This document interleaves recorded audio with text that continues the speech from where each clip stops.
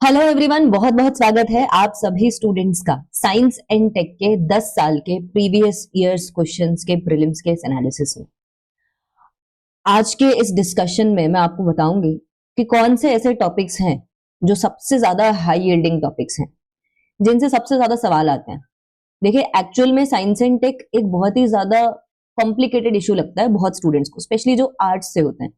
But actual में अगर आप कुछ 20 से 25 हाई यील्डिंग टॉपिक्स हैं, अगर आप इनको कवर कर लेते हो तो ये साइंस एंड टेक आपके लिए एक मेजर प्रॉब्लम नहीं रहेगा। देखो, इंडिया की इकोनॉमी चाहे कुछ भी हो जाए, कुछ अप्लाइड सेक्शंस है, because UPSC always focuses on applied parts. अभी मैं आपको इस क्वेश्चंस के इवैल्यूएशन, पूरे इवोल्यूशन से भी दिखाऊंगी, पूरा ये पीवाईक्यूज जितने भी है प्रीलिम्स के उनसे, कि जितना भी हमारे क्वेश्चंस में चेंज आया है with respect to applied part आया है। जैसे पहले अगर ज्यादा बेसिक चीजें पूछी जाती है 15-16 में, तो अब अप्लाइड चीजें पूछी जा रही है।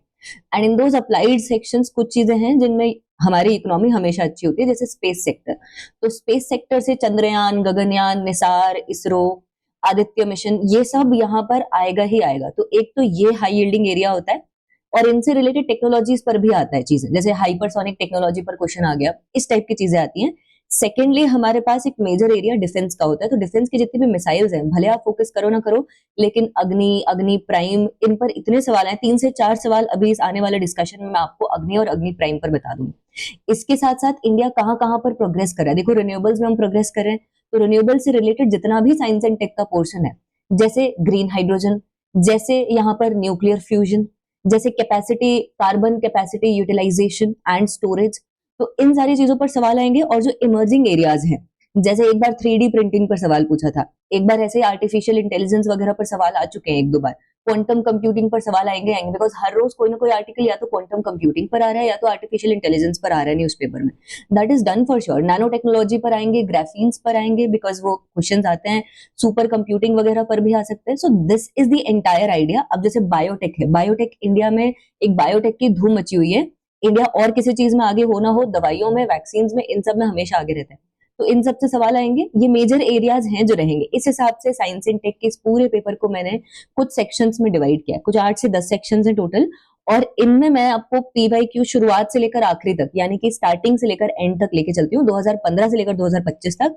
और उस तरीके से मैं आपको दिखाऊंगी कि क्या क्या यहाँ पर इंपॉर्टेंट है और कैसे कैसे क्वेश्चन आ रहे हैं, so that you will be very well able to understand कि इन थीम्स में भी, ये जो 20 से 25 थीम्स मैंने बोली हैं लगभग, इनमें से भी क्या क्या पढ़ना है, क्या नहीं पढ़ना है, कैसे पढ़ना है। और यहाँ पर भी इन्वायरमेंट जैसे बिल्कुल मैं आपको प्रूव करके दिखाऊंगी कि लगभग 70-80% कंटेंट तो वो है जो गवर्नमेंट एफर्ट्स का है, गवर्नमेंट इनिशिएटिव्स का है। मतलब शुरुआत से मैंने आपको यहाँ पर एक सरप्राइज दे दिया है, एक ओवरऑल मैंने आपको आइडिया दे दिया है कि देखिए ऐसा ऐसा तो यहाँ पर होना ही होना है, राइट। तो चलिए चलते हैं हमारे डिस्कशन की तरफ, and let me just start the discussion now without any further delay. बाकी ये जो हाई यील्डिंग टॉपिक्स हैं, जो स्ट्रेटेजी है, इसके बारे में थोड़ा मैं और बात करूंगी एट द एंड, तो आपके लिए सरप्राइज रहेगा in the last 10 minutes of this session. But हाँ, अभी के लिए चलो देखते हैं क्या क्या चीजें आई हैं। तो सबसे पहले हमारे पास थीम है health science and biotechnology. Basically health care से रिलेटेड, मेडिसिन से रिलेटेड जितनी चीजें साइंस एंड टेक में पूछी गई है, और बाकी बायोटेक। और इनमें मैं आपके लिए सोर्स भी लेकर आई हूँ इस बार, कि सोर्स कहाँ से आया। मतलब स्टूडेंट्स को बहुत बार आइडिया नहीं होता कि कहाँ से आई ये चीजें या फिर क्यों आई। तो ये जो ट्रिगर है, ये भी आपको इस बार डेफिनेटली पता चलेगा। जैसे सबसे पहले सवाल पर ही देख लो, nanotech in the health sector से पूछा, यानी बहुत स्पेसिफिक चीज पूछी है, नैनो टेक्नोलॉजी इन मेडिसिन, है ना। और इसमें भी आप देख लो, टारगेटेड ड्रग डिलीवरी हो सकती है, क्या जीन थेरेपी में कंट्रीब्यूट करता है या नहीं करता, इतना पूछा है। अब देखो, नैनो टेक्नोलॉजी मैंने आपको उसी दिन समझाया था। नैनो टेक्नोलॉजी एक पहले वाले वीडियो में भी मैं आपको समझा चुकी हूँ। बेसिकली 10⁻⁻⁹ नैनोमीटर्स की स्केल की जो चीजें होती हैं, इसमें अगर मैं 0.1 से 100 नैनोमीटर्स लूं, तो इसी स्केल के आसपास, इसी स्केल के 100 जो आपके +-10⁻²⁻² के रेंज में जो घूमती हैं चीजें, इन्हें आप नैनो मटेरियल्स कहते हैं। मतलब मटेरियल का एक डायमेंशन कम से कम, जैसे ये 3D में मटेरियल ऐसे दिख रहा है, तो एक डायमेंशन कम से कम ऐसा होना चाहिए जो कि स्केल का हो, उसको आप नैनो मटेरियल बोलो। अब वो इतना छोटा होगा तो ऑब्वियसली वो जीन्स को कहीं ना कहीं मॉड्यूलेट कर पाएगा, है ना, चेंज कर पाएगा। तो इस हिसाब से आप आंसर देखोगे कि यहाँ पर आंसर आ जाएगा। अब आप देखो, इसके बारे में एक आर्टिकल भी आया था, वैसे 2015 में आया, 2015 का ये आर्टिकल है जो यहाँ पे दिखाई दे रहा है। सो इस टाइप की चीजें लगातार न्यूज में आती हैं। अब ये तो इजी था, बिकॉज अगर आपने आर्टिकल नहीं भी पढ़ा हो, ध्यान नहीं भी हो, या ऐसे ही दिमाग से निकल गया हो कि हाँ ठीक है, नैनो टेक्नोलॉजी को जीन थेरेपी में भी यूज, टारगेटेड ड्रग डिलीवरी सबको पता है। देखो कि nano technology targeted drug delivery के यूज होती है, क्योंकि ऐसे छोटे छोटे नैनो मॉलिक्यूल्स के अंदर छोटे छोटे हम ड्रग्स की क्वांटिटी भर देते हैं। फिर आप वो अगर नैनो मटेरियल लोगे अपने अंदर, तो बॉडी में जैसे आपके हाथ में पेन है तो हाथ में जाकर अब ये जो नैनो कैप्सूल है, इसका ये नैनो वाला डायमेंशन जो है कैप्सूल के बाहर वाला, ये डिसॉल्व हो जाएगा, ये खत्म हो जाएगा, तो ड्रग एग्जैक्टली आपकी बॉडी को जहां चाहिए वहां जाकर लग जाएगा। तो ऐसा करते हैं हम, टारगेटेड ड्रग डिलीवरी करते हैं, बट हाँ जीन थेरेपी में भी कर सकते हैं। अब इसी तरीके से आगे देखना बायोटेक्नोलॉजी में और कैसे किस तरीके से सवाल आए हैं। जैसे यहाँ पर बायो इन्फॉर्मेटिक्स से रिलेटेड एक ट्रांसक्रिप्टोम टर्म के बारे में आया है ना। अब देखिए ये इसलिए न्यूज में था क्योंकि एक एशियन एलिफेंट का जो जीनोम है वो इंडिया में फर्स्ट टाइम सीक्वेंस किया गया था। अब इसको आप वाइल्ड लाइफ वगैरह एनवायरमेंट से कनेक्ट कर रहे हो, लेकिन आप देखो साइंस एंड टेक से भी कनेक्ट कर रहे हो। सो दी आइडिया इज कि रोज हर रोज हिंदू में, इंडियन एक्सप्रेस में जो भी आप न्यूज़पेपर पढ़ते होगे, स्पेशली हिंदू में हर रोज साइंस से रिलेटेड कुछ ना कुछ आर्टिकल जरूर आता है और कुछ ना कुछ एक्साइटिंग डेवलपमेंट के बारे में आता है। अब ऐसा नहीं है कि आपको बस उन आर्टिकल्स को पढ़ना है, but you have to understand कि यहाँ से प्रीलिम से क्वेश्चंस कैसे बन सकते हैं। और कुछ कुछ इनमें बहुत बेसिक क्वेश्चंस भी होते हैं, जैसे ये आप देखो डीएनए जेनेटिक इंजीनियरिंग से आया है। बेसिकली यहाँ पर ये पूछा है कि कौन सा करेक्ट नहीं है, और बेसिकली यहाँ पर functional chromosomes, artificial DNA, piece of DNA वगैरह इनके बारे में। अब अगर मैं फर्स्ट वाला क्वेश्चन पढ़ूं, फर्स्ट वाला स्टेटमेंट पढ़ूं, functional chromosomes can be created by ionizing segments of DNA from different species. अब आप ही बताओ ऐसे क्रोमोसोम्स, क्रोमोसोम्स क्या होते हैं ये आपको पता होना चाहिए, यानी कि बायोटेक्नोलॉजी के बेसिक्स के बारे में पता होना चाहिए। ये बेसिक्स आपको एनसीईआरटी क्लास 12 में मिलते हैं, साथ साथ यहाँ पर हिंदू वगैरह में भी चीजें आती रहती है, बट हाँ बेसिक्स आपको क्लास 12 में बायोटेक्नोलॉजी की पूरी यूनिट अच्छे से पढ़नी पड़ेगी, और अगर उसमें से कुछ नहीं समझ में आए तो उसको क्लैरिफाई भी करना पड़ेगा। तो देखिए यहाँ पर हमारे पास एक तो डीऑक्सीराइबो न्यूक्लिक एसिड होता है जो इस तरीके का दिखाई देता है, यहाँ पे डबल हेलिक्स स्ट्रक्चर होता है। एक हमारे पास होता है जीन, है ना, जो कि इसी डीएनए की फंक्शनल यूनिट होती है। अब इसी को अगर मैं आगे और बढ़ाऊं तो इसी से मुझे क्रोमेटिड और क्रोमैटिन मिलते हैं, है ना। इसका मतलब क्या होता है, देखिए अब अगर ये जो मेरे पास ये जो डीएनए है, इसको मैं बिल्कुल ऐसे ऐसे ऐसे थ्रेड की तरह कॉम्प्लिकेट कर दूं, ऐसे ऐसे मोल्ड कर दूं, क्योंकि हमारे पूरे न्यूक्लियस में ऐसे ही मुड़ा तोड़ा रहता है इस टाइप से, है ना। तो हमारे पास इस टाइप के स्ट्रक्चर्स मिलेंगे, है ना, जिसमें से एक को इंडिविजुअली क्रोमैटिन बोलते हैं, मतलब क्रोमैटिन और क्रोमैटिड बोलते हैं इनको। और ऐसे ही अगर मैं ऐसे और धागे धागे बना दूं ऐसे डीएनए, ये सारे कॉम्प्लेक्स ऐसे फोल्डेड डीएनए है ना, तो ये आप देखोगे कि इस टाइप का हमारे पास स्ट्रक्चर मिल जाता है, जिसे हम क्रोमोसोम बोलते हैं। अगर ह्यूमंस में देखें तो दो टाइप के क्रोमोसोम है, एक एक्स क्रोमोसोम है, एक वाई क्रोमोसोम है। तो जो एक्स वाला क्रोमोसोम है दैट इज स्मॉलर लेकिन more effective, more stronger male वाला क्रोमोसोम, और फीमेल वाला क्रोमोसोम वाई क्रोमोसोम, ठीक है। तो ये आप देखोगे फंक्शनल क्रोमोसोम बन ही नहीं सकते ऐसे अगर आप डिफरेंट स्पीशीज के मतलब सेगमेंट्स को जोड़ दो। तो ये इजी था, बट हाँ ये था कि आपको बेसिक्स पता होने चाहिए प्रोवाइडेड। तो देखो अभी 2000 यहाँ पर 19 वगैरह तक भी मोर और लेस ये बेसिक्स पर ही फोकस कर रहे हैं। अब जैसे आरएनए इंटरफेरेंस टेक्नोलॉजी के बारे में आपको एनसीईआरटीज में भी मिल जाता है नॉलेज, इसके साथ साथ इन्वायरमेंट में भी बच्चे इस चीज को पढ़ते हैं थोड़ा बहुत, साइंस एंड टेक के अलावा, एंड थोड़ा बहुत न्यूज में भी आता है। देखो तो आरएनए इंटरफेरेंस का रोल पूछा गया था क्रॉप इंप्रूवमेंट में, इसीलिए ये पूछा गया। और क्या इसको हम यूज कर सकते हैं इस तरीके से, developing gene silencing therapies. RNA interference actually gene silencing की ही थेरेपी है, और ये प्लांट्स में काफी बार बहुत बार यूज होती है। वो जीन जो कि जैसे प्लांट्स को स्पॉइल करने में हेल्प करता है, उसको अगर हम साइलेंस कर दे तो प्लांट स्पॉइल ही नहीं होगा, रॉट ही नहीं होगा, है ना। ऐसी थेरेपीज जो कि ट्रीटमेंट ऑफ कैंसर में काम, बिल्कुल ऐसे जीन्स जो कि कैंसर कॉजिंग है उनको ही साइलेंस कर दो, ऐसे जीन्स मिले हमें। इसी टाइप से क्या हार्मोन रिप्लेसमेंट थेरेपीज में इसको हम मेजर कर सकते हैं। देखिए हार्मोन रिप्लेसमेंट थेरेपीज में हमें कुछ रिप्लेस करना है ना, और आरएनए इंटरफेरेंस में हम बस एक जीन के ट्रांसलेशन को साइलेंस कर रहे हैं। ट्रांसलेशन का मतलब जीन से जो प्रोटीन बन रहा है बस वो साइलेंट हो रहा है, तो ये इसमें नहीं कर पाएंगे हम, बाकी चीजों में हम कर पा रहे हैं। तो उस हिसाब से आप देखो आंसर हुआ है। बेसिकली बायोटेक्नोलॉजी में जीन टेक्नोलॉजी से रिलेटेड जो टेक्नोलॉजीज हैं, अब देखो क्रिस्पर कैस9 2019 में न्यूज में आया था, हाउ सेफ इज क्रिस्पर, देखो सवाल आ गया। और क्रिस्पर कैस9 हर किसी को, अगर आपने एक बार भी जीन एडिटिंग प्रॉपरली पढ़ी हो तो आपको पता होगा क्रिस्पर कैस9 ने पूरी दुनिया में एक रेवोल्यूशन कॉज किया है। और इसलिए इसका मतलब this is clustered regulatory interspaced short palindromic repeats. तो जैसे शॉर्ट जो पैलिंड्रोमिक रिपीट्स होते हैं, पैलिंड्रोमिक यानी कि उल्टा, जैसे ABCDDCBA ऐसे जो रिपीट्स हैं वो आइडेंटिफाई किए जाते हैं जीन में। कैस9 जो आपका प्रोटीन मॉलिक्यूल है, बेसिकली बैक्टीरिया से आइडेंटिफाई किया है। ये पूरा सिस्टम इस तरीके से फाइट करने का मतलब जो बैक्टीरियोफेज होता है वो यहाँ पर बैक्टीरियोफेज और वायरस के इंटरेक्शंस में ये सब देखने को मिलता है। सो कैस9 एक मॉलिक्यूलर सीजर होती है, वो जीन्स को काटता है, उसकी बजाय फिर हम ये जो पैलिंड्रोमिक रिपीट्स जहाँ पे हो रहे हैं वहां पर ऑल्टरनेट जीन्स को लगाते हैं। ये टेक्नोलॉजी है, रेवोल्यूशनाइज किया है कॉस्ट में भी, और अब इसको बहुत ज्यादा यूज किया जा रहा है अलग अलग चीजों में, प्लांट्स, एनिमल्स, ह्यूमन, सबके चेंजेस लाने में, and that is a very controversial thing here. तो इसलिए ये आगे भी इस पर सवाल आ सकता है, नो डाउट। इस पर इनफैक्ट अब क्या करेंगे कि अब वो टेक्नोलॉजी या कैस9 के बारे में नहीं पूछेंगे, अब वो क्रिस्पर के किसी और एस्पेक्ट में पूछेंगे। अब हम क्रिस्पर के भी आगे जा रहे हैं इन टर्म्स ऑफ टेक्नोलॉजी। तो ये जो क्रिस्पर के आगे जो एडवांस चीजें हैं जो कि कहीं ना कहीं क्रिस्पर का यूज कर रही हैं, बट इनका मैकेनिज्म थोड़ा सा दूसरा है। है ना, इन पर वो पूछ सकते हैं। जैसे नैनो टेक्नोलॉजी में ये तो पूछा, अब वो नैनो मटेरियल्स को हम कैसे जीन रिप्लेसमेंट में और यूज कर सकते हैं, इसके एग्जाम्पल क्या क्या है, इन पर ये सवाल पूछ लेंगे। ऐसी चीजें जरूर पूछ सकते हैं, तो इसके लिए आपको रेडी रहना है बहुत बढ़िया तरीके से। ऐसे ही आप देखोगे मेटाजेनोमिक्स के बारे में पूछा, अगेन मेटाजेनोमिक्स न्यूज में थे क्योंकि साइंटिस्ट यहाँ पर यूज कर रहे थे मेटाजेनोमिक्स को, और इसको यूज करने से इन्वायरमेंटल डीएनए को ये एक्सट्रैक्ट कर रहे थे। तो इन्वायरमेंटल डीएनए तो बच्चों को पता था, मेटाजेनोमिक्स नहीं पता था, इसलिए बच्चे फंस गए थे, है ना। तो इन्वायरमेंटल डीएनए, अब जैसे कोई एनिमल है कि कहीं से निकला, अब प्लांट की जो बार्क है यहाँ से उसने रब किया अपनी बॉडी को, तो थोड़ा सा डीएनए उसका रह गया, है ना। तो इन्वायरमेंट से जो डीएनए का सैंपल हम सीधा निकालते हैं उसे मेटाजेनोमिक्स बोलते हैं। थोड़ा सा जेनोमिक्स का ही एक एडवांस यहाँ पर एप्लीकेशन है। ऐसे माइक्रो सैटेलाइट डीएनए पर सवाल पूछा है। अगेन देखो क्रिस्पर पर इन्होंने ऑलरेडी सवाल पूछ लिया, तो अब इनको थोड़ा सा और एडवांस चीजों पर पूछना था सवाल, इसलिए इस टाइप से अब आप देख रहे हो एक चीज, जो भी डीएनए का जो मॉडिफाइड फॉर्म है उसमें जरूर वो सवाल पूछ रहे हैं, मतलब कुछ भी डीएनए से रिलेटेड अगर कुछ मॉडिफाई करके कुछ हो रहा है, कुछ एप्लीकेशन है, so that is being asked here. तो माइक्रो सैटेलाइट के बारे में क्या है, studying the evolutionary relationships among various species of फोना। सो ये आप देखते हो कि ये शॉर्ट टेंडम रिपीट्स होते हैं इसके, और डीएनए फिंगरप्रिंटिंग एप्लीकेशंस में माइक्रो सैटेलाइट डीएनए यूज हो रहे हैं, यानी फिंगरप्रिंटिंग, यानी कि किसी को आइडेंटिफाई किया जा सकता है कि ये मैं आप हूँ, ये आप हो, ये मैं हूँ, इस टाइप से, है ना। तो फॉरेंसिक्स वगैरह में भी इसलिए माइक्रो सैटेलाइट डीएनए का रोल है, और ये कहीं ना कहीं न्यूज में रहा, इसलिए पूछा गया। ऐसे ही आप देखो जीन थेरेपी में दोबारा सवाल आया। सिकल सेल डिजीजेस के बारे में लगातार हिंदू में सवाल आता है, क्योंकि साइंस एंड टेक हेल्थ दोनों से रिलेटेड है, और इंडिया में सिकल और थैल यानी sickle cell anaemia and thalassaemia दोनों के ही जो ऑकरेंस है वो ट्राइबल्स में काफी ज्यादा है, शेड्यूल्ड ट्राइब्स में बहुत सारे। तो इसलिए ये न्यूज में रहता है, इंडिया के प्रायोरिटी है ये बेसिकली, कि इंडिया यहाँ पर देखो फर्स्ट जीन थेरेपी भी आई हमारी, तो इसलिए पूछ लिया गया उसी साल। And gene therapy can be use to correct this mutation, ठीक है। India gene therapy is regulated by review committee on genetic manipulation. यहाँ आप देखोगे कि तीनों इसके सही आंसर्स बता रहे हैं। मोर और लेस हमने क्वेश्चंस देख लिए। बायोटेक्नोलॉजी हेल्थ केयर में जितने भी डीएनए से रिलेटेड चीजें हो रही है दुनिया में, उनके एप्लीकेशंस हैं, उन्हीं पर सवाल पूछ रहे हैं, तो आपको एप्लीकेशंस पर ही फोकस करना है ना। तो पहले तो ऐसा होता था ऑल ऑफ द अबव कहीं ना कहीं सही निकल रहे थे आंसर्स में, जैसे इसमें भी आप देख सकते हो, तो थोड़ा बहुत तुक्का काम आ जाता है एक दो स्टेटमेंट्स में, बट डेफिनेटली बाकी के एक दो स्टेटमेंट्स आपको पता होना चाहिए, स्पेशली वो स्टेटमेंट्स जो एलिमिनेट करने के, वो तो डेफिनेटली उनका आइडिया होना ही होना चाहिए।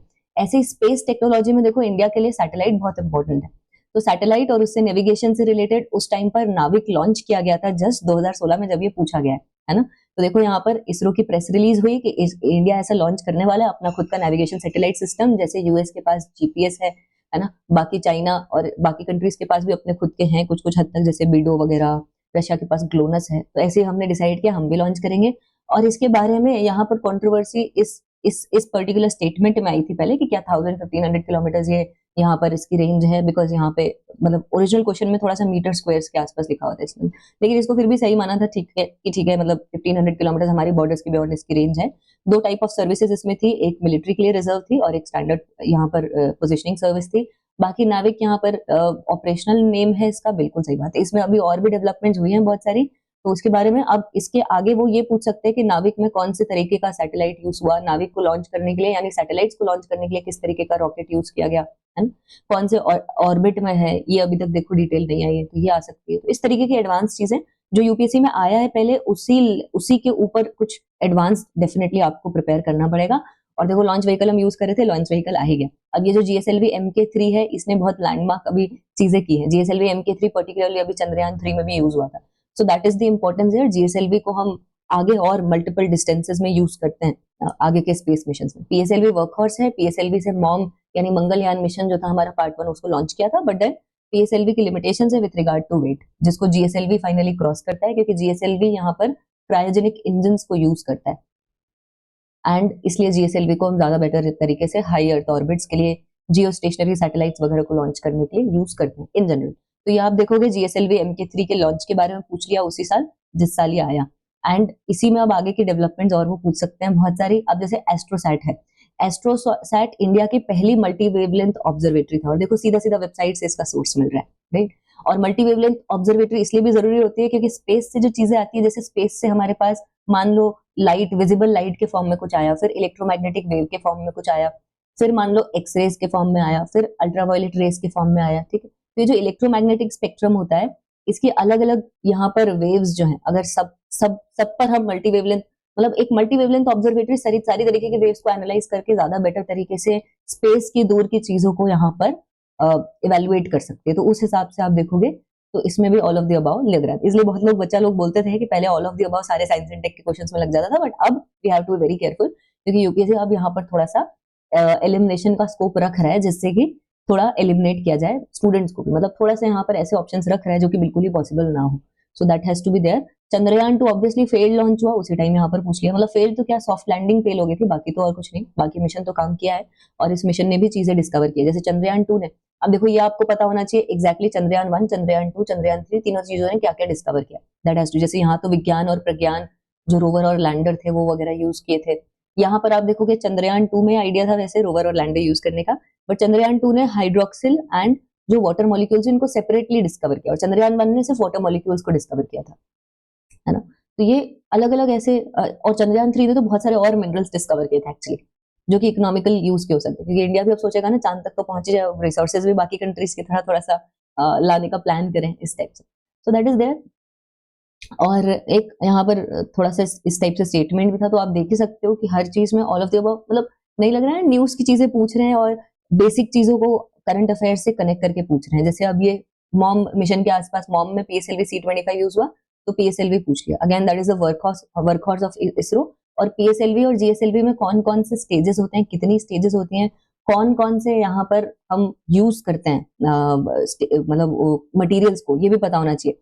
जैसे डाइमिथाइल हाइड्राजीन यूज करते हैं, डीएमएच यूज करते हैं, जैसे डर्टी फ्यूल भी बोलते हैं कभी कभी। तो सॉलिड लिक्विड ऐसे पीएसएलवी की स्टेजेस चलती हैं, और सॉलिड लिक्विड क्रायोजेनिक स्टेज ऐसे जीएसएलवी की चलती है स्टेजेस। और क्रायोजेनिक स्टेज के बारे में पता होना चाहिए कि कैसे यहाँ पर गैसेस को लिक्विड फॉर्म में रखते हैं, बिल्कुल कंप्रेस्ड फॉर्म में, जिससे कि बूस्ट एंड थ्रस्ट अच्छा मिलता है रॉकेट को। दैट्स वाई ज्यादा डिस्टेंसेस पर जा सकते हैं, ज्यादा वेट भी ये वाले कैरी कर सकते हैं। तो पीएसएलवी क्या है, 4 स्टेज व्हीकल, ऑब्वियसली पूछ लिया आपसे यही चीज, क्या है 4 स्टेज है, 3 स्टेज है। सैटेलाइट ये कैसे लॉन्च कर सकता है, जियोसिंक्रोनस ट्रांसफर ऑर्बिट्स में भी सैटेलाइट लॉन्च कर सकता है पीएसएलवी, लेकिन कम वेट के। और क्या मॉम में ये यूज हुआ था, बिल्कुल यहाँ पर मॉम को इसी ने लॉन्च किया। So that's there. ऐसे ही आप देखो यहाँ पर और भी चीजें बिल्कुल वैसी पूछ रही, जैसे इन स्पेस, अब ये बनाया गया था बॉडी इन स्पेस 2020 के आसपास, देखो पीआईबी में इंफॉर्मेशन आई है, तो सोर्स तो आपको पता चल गया क्यों बनाई गई थी, क्योंकि हम चाहते थे कि प्राइवेट सेक्टर ज्यादा स्पेस की एक्टिविटीज में पार्टिसिपेट करे। अब प्राइवेट और इसरो के बीच में प्रॉपर एक रेगुलेशन हो, दोनों के बीच में हम स्पेस सेक्टर को अच्छे से रेगुलेट कर पाए, ऐसा ना कि बस इसरो को प्रायोरिटी मिले और प्राइवेट को ना मिले। इसी पूरे रेगुलेशन को देखते हुए हमने इन स्पेस बनाई, है ना, ताकि हम प्राइवेट सेक्टर एक्टिविटीज को फैसिलिटेट भी कर सकें। और क्या एनएसआईएल कमर्शियल आर्म है इसरो की, ये भी सही बात है, बिल्कुल कमर्शियल आर्म है, बिल्कुल 1990s में जैसे एक बॉडी थी इसरो की अंतरिक्ष, अभी भी चलती है, ये भी कमर्शियल आर्म है जिसने कमर्शलाइज किया इसरो की कुछ चीजों को, बट ये ज्यादा एक्सटेंड तक कर नहीं पाई। फिर हम सोचते हैं कि प्राइवेट सेक्टर को अभी हम और जगह देंगे, प्राइवेट सेक्टर को और कैपेसिटी देंगे, हर एक रॉकेट हमें खुद का अपना बनाना पड़ता है, तो वो प्राइवेट सेक्टर बनाया, तो इसलिए हमने एनएसआईएल बनाया, है ना, और प्राइवेट सेक्टर को जगह देने के लिए। So that's there. तो यहाँ आप देख सकते हो किस तरीके से चीजें आ रही हैं, है ना, और किस तरीके से हम यहाँ पर चीजें फोकस कर रहे हैं इस पूरे उसमें। अब जैसे न्यूज में रहा आदित्य L1 मिशन, जैसे अनाउंस हुआ कि हाँ आदित्य L1 मिशन आने वाला है, राइट, और आदित्य L1 मिशन 2023 में जाएगा स्पेस पर, ये गया भी था उस टाइम पर L1 पॉइंट पर, और उस टाइम पर नासा का एक था पार्कर सोलर प्रोब, जो कि बिल्कुल सन के सरफेस पर जाकर खुद को डिस्ट्रॉय करने वाला था, उसने किया भी अपने आप को सेल्फ डिस्ट्रक्ट इस तरीके से, मतलब एक तरीके से एक होता है ना कि एक कीड़ा खुद ही आग की तरफ चला गया, वैसा कुछ। So that's there. अब आदित्य L1 मिशन जैसे ही अनाउंस हुआ, तो आप देख लीजिए पूछ लिया गया यहाँ पर। सो बातचीत इसकी चल रही थी, तभी इसको पूछा गया। तो यहाँ पर स्पेस मिशन तो ऐसी चीजें हैं जो कि बहुत प्रिडिक्टेबल है साइंस एंड टेक में, तो स्पेस मिशन आपको डेफिनेटली अच्छे से कवर करने चाहिए, because this is one area जहां पर जो न्यूज में है, करंट में है, वही पूछा जा रहा है। और ऑप्शंस मैं देख पा रही हूँ बहुत डुएबल है, बहुत ज्यादा डुएबल, मतलब ऐसा कुछ भी नहीं है जो आपसे वो बहुत ज्यादा रैपिड फायर या फिर कुछ ऐसा पूछ रहे हैं। जैसे अब निसार है, निसार का अनाउंसमेंट हो चुका है, निसार इस साल जाकर मैंने देखा है यूएसए और इंडिया ने फाइनली इसको लॉन्च किया है, और ऑपरेशनलाइज होने में भी अभी थोड़ा सा टाइम लगेगा, है ना। तो joint NASA ISRO India US relations में आईआर में भी आपको काम आ सकता है, बिकॉज ये मैं बच्चों को वहां भी पढ़ाती हूँ। डुअल फ्रीक्वेंसी है, बिल्कुल एल बैंड यूएस लॉन्च करेगा, एस बैंड इंडिया लॉन्च कर चुका है एक्चुअली, और यहाँ पर आप देखोगे इस तरीके से ये ऑप्शंस रहेंगे इसके। चंद्रयान 3, अब देखो चंद्रयान 3 आया अगस्त, ये 2023 में चंद्रयान 3 के बारे में आया, 2023 में ही चंद्रयान 3 चला भी गया था और सक्सेसफुल भी हो गया था, और इंडिया के लिए एक बहुत बड़ी बात थी, क्योंकि चंद्रयान 2 हमारा सॉफ्ट लैंडिंग में फेल हो गया था। कुछ वर्ल्ड में कुछ ही कंट्रीज है जिन्होंने आज तक सॉफ्ट लैंडिंग की है, यूएस, रशिया, चाइना, इनके बाद इंडिया 4th ऐसी कंट्री बन गया जिसने चंद्रयान 3 के थ्रू सॉफ्ट लैंडिंग की है। 4 हम शायद जापान के साथ लॉन्च करने वाले हैं, और 5th भी हमारा चंद्रयान 3 शायद प्लान्ड है, जितना मुझे याद आ रहा है। 5th भी चंद्रयान 5 प्लान्ड है। तो that is there, soft landing की वजह से ये बहुत ज्यादा फेमस हुआ। और बाकी लॉन्च व्हीकल कौन सा हुआ, बेसिक चीजें बिल्कुल पूछी जा रही है, कुछ भी ऐसा मतलब बहुत ज्यादा आपसे वैसा नहीं पूछ रहे हैं बिल्कुल, मतलब कुछ भी ऐसा रैपिड फायर या ऐसा कुछ कुछ। बट या डेफिनेटली आपको न्यूज में जो स्पेस मिशन है उनको बहुत ध्यान रखना पड़ेगा। अभी जैसे इसके बाद अब हमारा शुक्रयान है, शुक्रयान के बारे में प्राइम मिनिस्टर अनाउंस कर चुके हैं कब से, एंड बीच बीच में कुछ ना कुछ बोलते रहते हैं, तो शुक्रयान आएगा। शुक्रयान के अलावा और भी हमारी चीजें हैं, जैसे हानले ऑब्जर्वेटरी के बारे में आज ही द हिंदू में मैंने देखा, हानले ऑब्जर्वेटरी पर कैसे हानले ऑब्जर्वेटरी हमारी लद्दाख वाली टूरिज्म, स्पेस टूरिज्म को प्रमोट कर रही है, और इससे एनवायरमेंटल कंजर्वेशन भी हो सकता है, space tourism, science and tech भी अच्छा हो सकता है। मतलब not exactly space tourism, space observation, है ना, किसी को स्पेस में नहीं भेज रहे, स्पेस ऑब्जर्वेशन करवा रहे हैं वहां से, तो इसके लिए बहुत फेमस हो रही है, लोग बहुत इंटरेस्टेड है यहाँ पर नए एडवेंचर्स करने के लिए और स्पेस में ऑब्जर्व करने के लिए, right. So that is there.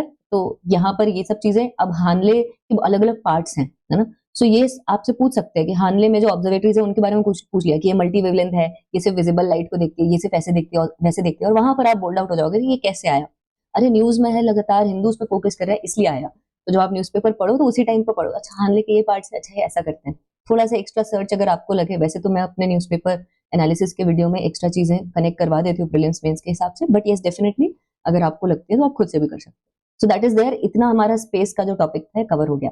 बहुत ही प्रिडिक्टेबल चीज है स्पेस से, इसलिए बहुत डूएबल है, इसलिए स्पेस अच्छे से करके जाना चाहिए, स्टार्टिंग से लेकर एंड तक जितने भी मिशन प्लान है, स्पेसिफिकली फ्यूचर में, वो बहुत अच्छे से करके जाने चाहिए। जैसे अभी गगनयान मिशन लगातार न्यूज में चल रहा है, तो गगनयान मिशन के बारे में आपको व्योम मित्रा से लेकर शुभांशु शुक्ला एक्सियोम मिशन में गए, एक्सियोम मिशन में कैसे इंडिया का और यहाँ पे कंट्रीब्यूशन था एक्सपेरिमेंट में, ये सब चीजें, ये सब पता होना चाहिए। इंटरनेशनल स्पेस स्टेशन हमारा जो है, भारत अंतरिक्ष स्टेशन जो प्लान है, इसके बारे में पता होना चाहिए, क्योंकि इसके लिए हमने ऑलरेडी कुछ तैयारी कर रखी है मिशन की, जैसे स्पेडेक्स वगैरह, है ना।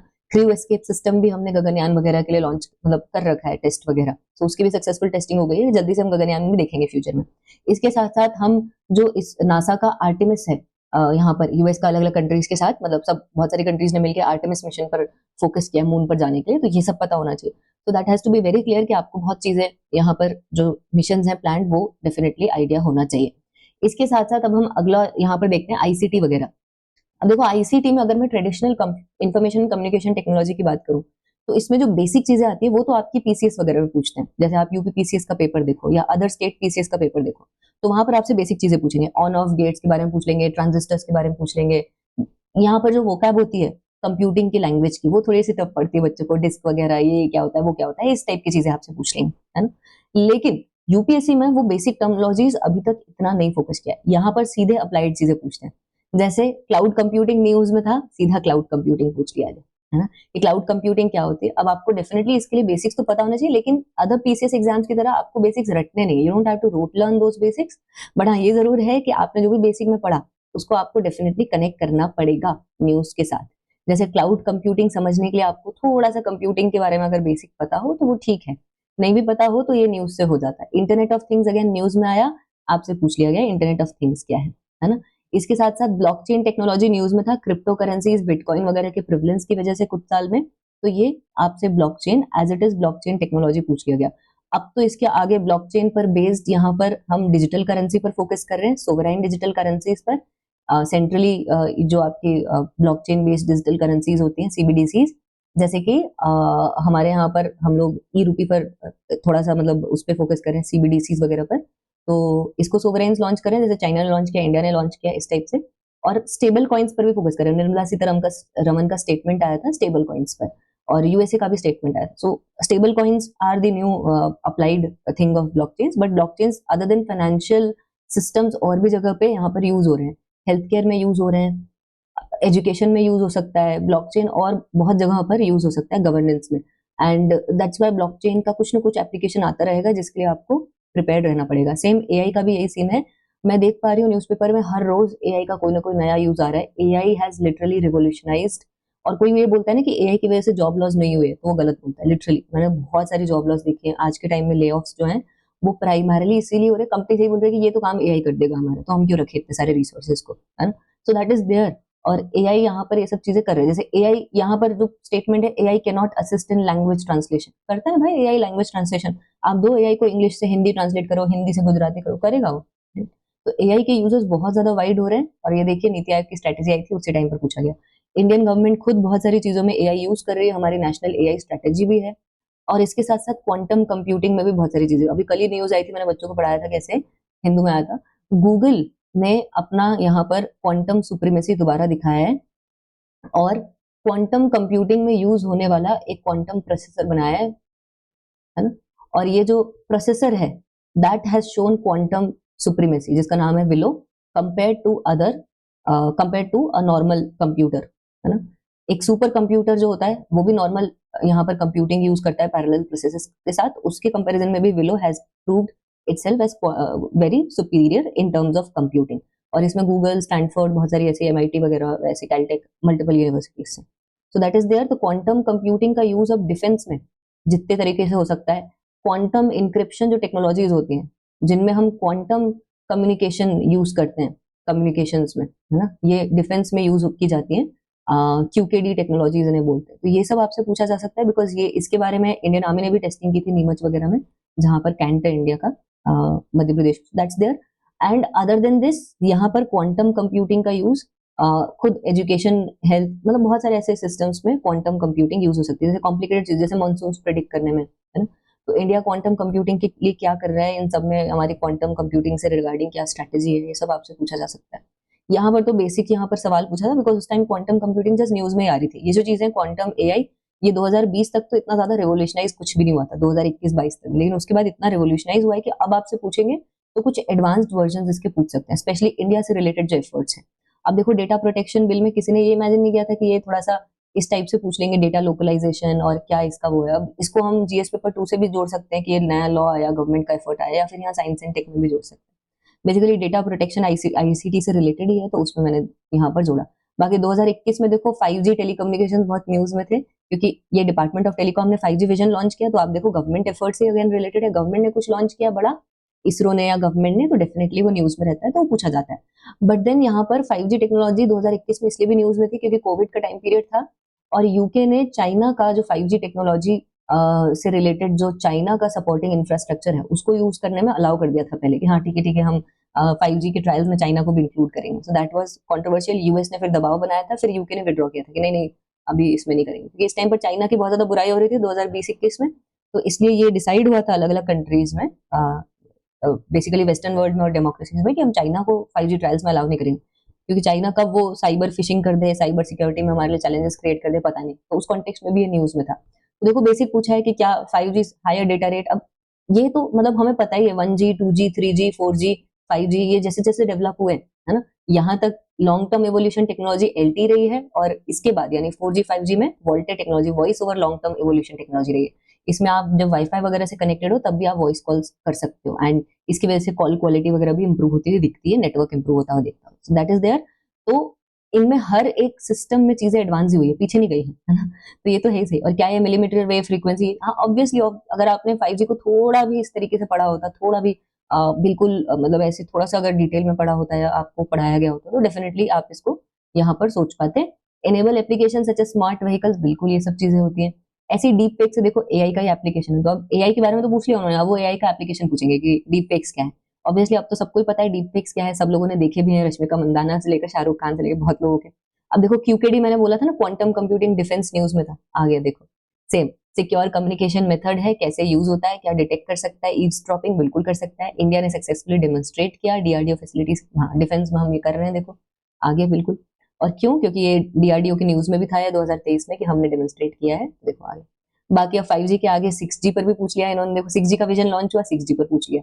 दैट मीन्स जो भी विजन, अब जैसे अगर बाकी भी टेलीकम्युनिकेशंस में कोई विजन लॉन्च हुआ है, कुछ हुआ है, तो डेफिनेटली यू मस्ट नो। अभी जैसे न्यूज में आईटी रूल्स 2021 के बहुत चल रहे हैं न्यूज में, इंफॉर्मेशन टेक्नोलॉजी से रिलेटेड इसके कुछ सेक्शन है, सेक्शन 3, सेक्शन 79 यहाँ पर बी, इस टाइप से ये सेक्शन आ रहे हैं कॉन्स्टेंटली न्यूज, तो ये आपको प्रिपेयर करने ही रहेंगे। इसके साथ साथ रिन्यूएबल टेक्नोलॉजी, मैंने बताया ना रिन्यूएबल टेक्नोलॉजीज पूछेंगे, क्योंकि इस टेक्नोलॉजी का ही पार्ट है। आप उसको साइंस में कैटेगराइज कर दो, यहाँ कैटेगराइज कर दो। जैसे सोलर मिशन के टारगेट्स एंड प्रोग्रेस पर आया, अब ऐसे पीआईबी की चीजें बहुत बार आती है, तो आप इग्नोर कर सकते हो। बट देन अगेन ये Jawaharlal Nehru national solar mission 2015 के 1-2 साल पहले लॉन्च हुआ था यूपीए के टाइम पर, तो ये आप देखोगे क्या ऑब्जेक्टिव है, ये पूछा गया है, बिकॉज उस टाइम पर फिर इसके बाद इसको नेशनल सोलर मिशन कर दिया था, इसलिए भी उस टाइम न्यूज में था।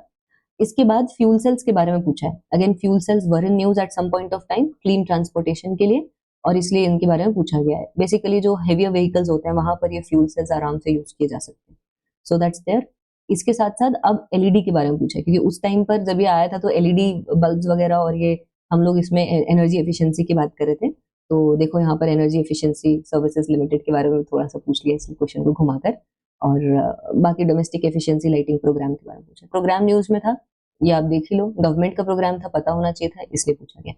अब ये जो है fast breeder reactor, that is something which has, मतलब ये आपको इन जनरल पता होना चाहिए। जब आप न्यूक्लियर वाला टॉपिक पढ़ते हो साइंस एंड टेक में, तो आपको सबसे पहले यही पढ़ाया जाता है, एक तो न्यूक्लियर टेक्नोलॉजी क्या होता है, एक आपको ये पता होना चाहिए फिजन वर्सेस फ्यूजन। फ्यूजन में क्या चीजें होती हैं, दुनिया भर के न्यूक्लियर प्लांट्स में फ्यूजन फ्यूजन टेक्नोलॉजी हम यूज करने की कोशिश करें। इसके लिए international thermo nuclear experimental reactor है, इसका यूज करने की कोशिश कर रहे हैं फ्रांस के, मतलब फ्रांस में साउथ में ये, और उसमें इंडिया भी कंट्रीब्यूट करता है। टोकामेक, इसमें अलग अलग आर्टिफिशियल रिएक्टर्स बनाए जाते हैं, तो चाइना ने भी इसमें कुछ कुछ करने की कोशिश की चीजें, इंडिया भी इसमें इन्वॉल्व है। बट फिजन वाली प्रक्रिया यूज होती है, और इसमें इंडिया की जो न्यूक्लियर स्टेज है, 3 स्टेज हमारा प्रोग्राम है, ये बताया जाता है। और इसमें एज इट इज बच्चा लोग को रटवाया जाता है कि इसमें 3 स्टेजेस आती हैं, जिसमें पहले वाले में हम यूरेनियम यूज करते हैं 235 238 वाला, है ना, इससे थोड़ा बहुत प्लूटोनियम भी हमें निकलता है। सेकंड वाले में फिर हम प्लूटोनियम यूज करते हैं, वो और ज्यादा ब्रीड होता है, इसलिए सेकंड वाले में हम फास्ट ब्रीडर यूज करते हैं, देखो ये इस टाइप से, एंड ये इससे और ज्यादा प्लूटोनियम मिलता है। फिर थर्ड वाले में हम प्लूटोनियम और थोरियम यूज करते हैं, और इससे हमें यूरेनियम 233 मिलता है। अब ये जो यूरेनियम 233 होता है, that is a very active material, जिसको तोड़ के हम न्यूक्लियर फिजन से मतलब एनर्जी जो है वो बना सकते हैं। तो ये 233 तक पहुंचने के लिए हमारी 3 स्टेजेस हैं। वैसे तो हम डायरेक्टली 235 238 से ऐसा कर सकते थे, बट हमारे पास क्योंकि थोरियम ज्यादा है, दुनिया का शायद 1/3 रिजर्व इंडिया में ही है, सबसे ज्यादा इंडिया में ही है, मोनाजाइट सैंड्स में, फिर तमिलनाडु, आंध्र प्रदेश, इन सबकी कोस्ट पर भी। सो दैट्स वाई हम इतना लंबा प्रोसेस यूज करते हैं, हमें कॉस्ट वाइज सही पड़ता है। हाँ, थोड़ा सा लंबा जरूर है। तो ये आप देखोगे कि फास्ट ब्रीडर में इन्होंने सीधा पूछ लिया कि क्या यूरेनियम 238 एज अ फ्यूल इसमें यूज हो रहा है ना। अब आपने अगर एक भी बार पढ़ा होता तो आपको पता होता कि फास्ट ब्रीडर रिएक्टर में फ्यूल प्लूटोनियम यूज होता है। फर्स्ट स्टेज में यहाँ पर यूरेनियम 238 हो रहा है, लेकिन यहाँ नहीं हो रहा, देखो मैंने अभी रिपीट किया था। तो क्या करना है, बहुत सी चीजें ऐसी भी रहेंगी आपके साइंस एंड टेक में जो करंट में तो आएंगे सही, लेकिन करंट के साथ साथ अगर आपने स्टैटिक ढंग से किया होगा तो आप कभी क्वेश्चंस गलत नहीं करोगे। जैसे कलपक्कम में प्रोटोटाइप फास्ट ब्रीडर रिएक्टर है, ये हर किसी को पता है कि कलपक्कम में है ना। और तमिलनाडु में 2 ऐसे प्लांट्स है, कलपक्कम, कुंडनकुलम। कुंडनकुलम में नहीं है, जो कि रशिया की हेल्प से बनाया, कलपक्कम में है। So that has to be very clear. ऐसे ही नेशनल बायो, अब देखो गवर्नमेंट का मिशन आया आ गया, अब इसको आप इन्वायरमेंट में भी मैंने आपको बताया, साइंस एंड टेक में भी मैंने आपको बताया, क्योंकि दोनों से ही रिलेटेड है। Hydrogen as a fuel in automobiles, क्या हाइड्रोजन को डायरेक्टली यूज, ये मैंने यहाँ पे इसलिए बताया, एनवायरमेंट में इसलिए नहीं बताया था बिकॉज ये साइंस एंड टेक का ही पार्ट है। देखो हाइड्रोजन के बारे में पूरा डिटेल में पूछ रहे हैं कि क्या फ्यूल को यूज कर सकते हैं हाइड्रोजन को डायरेक्टली टू जनरेट इलेक्ट्रिसिटी। बिल्कुल, हाइड्रोजन उसमें यही तो होता है, जहां पे हम green hydrogen, brown hydrogen, grey hydrogen, इन सब का डिटेल भी आपको पता होना चाहिए। वैसे तो यूपीएससी ने अभी तक 2020 तक तो इसमें नहीं पूछा, बट हाँ ये आइडिया होना चाहिए, थोड़ा थोड़ा न्यूज में रहता है, लगातार आता है। तो क्या हाइड्रोजन को यूज कर सकते हैं, बिल्कुल यूज करते हैं हम हाइड्रोजन को एज अ फ्यूल। इसके साथ साथ hydrogen can be mix with natural gas to power internal combustion engine, बिल्कुल कर सकते हैं। दोनों ही अच्छी कैलोरीफिक वैल्यू वाले फ्यूल्स हैं, तो डेफिनेटली कर सकते हैं। फिर इनका वो रिएक्शन वगैरह होगी, इनकी बर्निंग होगी। और storage of hydrogen requires cryogenic temperature, जरूरी नहीं है, बट हाँ देखो ये इस तरीके से यहाँ पर पूछा गया क्योंकि न्यूज में था। So that is there. अब इसलिए यहाँ पर आपको इस तरीके की चीजें पता होनी चाहिए। Same national green hydrogen mission अब न्यूज में था, तो ऑब्वियसली पूछ लिया गया। लिथियम आयन बैटरीज पर पूछ लिया था 2021-22 में। ऐसा भी हो रहा था कि जो इंडिया में इलेक्ट्रिक व्हीकल्स आए थे नए नए, वो सारे एक्सप्लोड कर रहे थे, फट रहे थे, मतलब लिटरली यहाँ पर आग लग जा रही थी, एक्सप्लोजन होकर और फायर लग जा रही थी। और फिर ये नीति आयोग ने भी इसका आउटलुक लॉन्च किया। चलो नीति आयोग और ये तो टाइम टाइम पे रिपोर्ट करते रहते हैं चीजें, बट हाँ इलेक्ट्रॉनिक व्हीकल्स, इलेक्ट्रिक व्हीकल्स इसलिए न्यूज में थे लगातार, और इनमें लिथियम आयन बैटरी यूज होती है, तो इसलिए थोड़ा सा आइडिया हमें इस चीज का होना चाहिए था। तो क्या इसमें ग्रेफाइट एज एनोड यूज होता है, lithium metal oxide as cathode use होता है। अब इसके लिए आपको एक चीज हमेशा रटी होनी चाहिए बच्चा लोग, जिन्होंने भी केमिस्ट्री बहुत डिटेल में नहीं पढ़ी है, 11th-12th में अगर आपने नहीं पढ़ी है, तब भी आपको एक चीज हमेशा ध्यान रखनी है जो आपको हमेशा हेल्प करेगी। एनोड पर A for anode and a sound आ रहा है तो ऑक्सीडेशन, यानी एनोड पर हमेशा ऑक्सीडेशन होगा, ये रट के रख लो। ऑक्सीडेशन क्या होता है, ऑक्सीडेशन यानी कि जैसे मैं मान लो कार्बन एटम यहाँ पे, तो मुझसे या तो ऑक्सीजन का जुड़ना, या तो मुझसे हाइड्रोजन का अलग होना, है ना, या फिर मुझसे इलेक्ट्रॉन का अलग होना, है ना। यानी मेरे ऊपर ये पहले मैं न्यूट्रल थी, प्लस साइन लग जाए, तो ये ऑक्सीडेशन होता है। इसको हमेशा रट के रखो, बिकॉज हर एक ऐसी फ्यूल सेल में, यहाँ पर वहां पर हर जगह ये बात करेंगे, ऑक्सीडेशन यहाँ हो रहा है, रिडक्शन यहाँ हो रहा है, यहाँ ये मेटल है, यहाँ ये मेटल है। कैसे पता चलेगा भाई ग्रेफाइट यहाँ पर एनोड की तरह यूज हो रहा है या फिर ये मेटल ऑक्साइड कैथोड की तरह यूज हो रहा है, लिथियम मेटल ऑक्साइड? अरे बहुत सिंपल है। देखो यहाँ पर एनोड में मान लो मैंने ग्रेफाइट रखा, तो मैं क्या बोल रही हूँ, यहाँ पे ऑक्सीडेशन होगा, और कैथोड में मैंने देखो क्या बोला, एनोड में ऑक्सीडेशन होगा, तो हमेशा का एक रूल है केमिस्ट्री में कि कैथोड में रिडक्शन होगा ऑलवेज, है ना। तो यहाँ पे एनोड ऑक्सीडेशन याद रखोगे, इसका उल्टा ध्यान ही रहे। तो आप देखो लिथियम का मेटल ऑक्साइड है, यानी ऐसे, यानी लिथियम पर अभी प्लस चार्ज है, क्योंकि देखो ये ऐसा कंपाउंड है ना, लिथियम पर प्लस चार्ज होगा, ऑक्सीजन पर नेगेटिव चार्ज होगा, इस वजह से। अब अगर लिथियम यहाँ से उतर के, है ना, यहाँ पे सेपरेटर लगा होता है लिथियम आयन बैटरी में, यहाँ से उतर के यहाँ जाता है, फिर ये इस तरफ जाता है ना।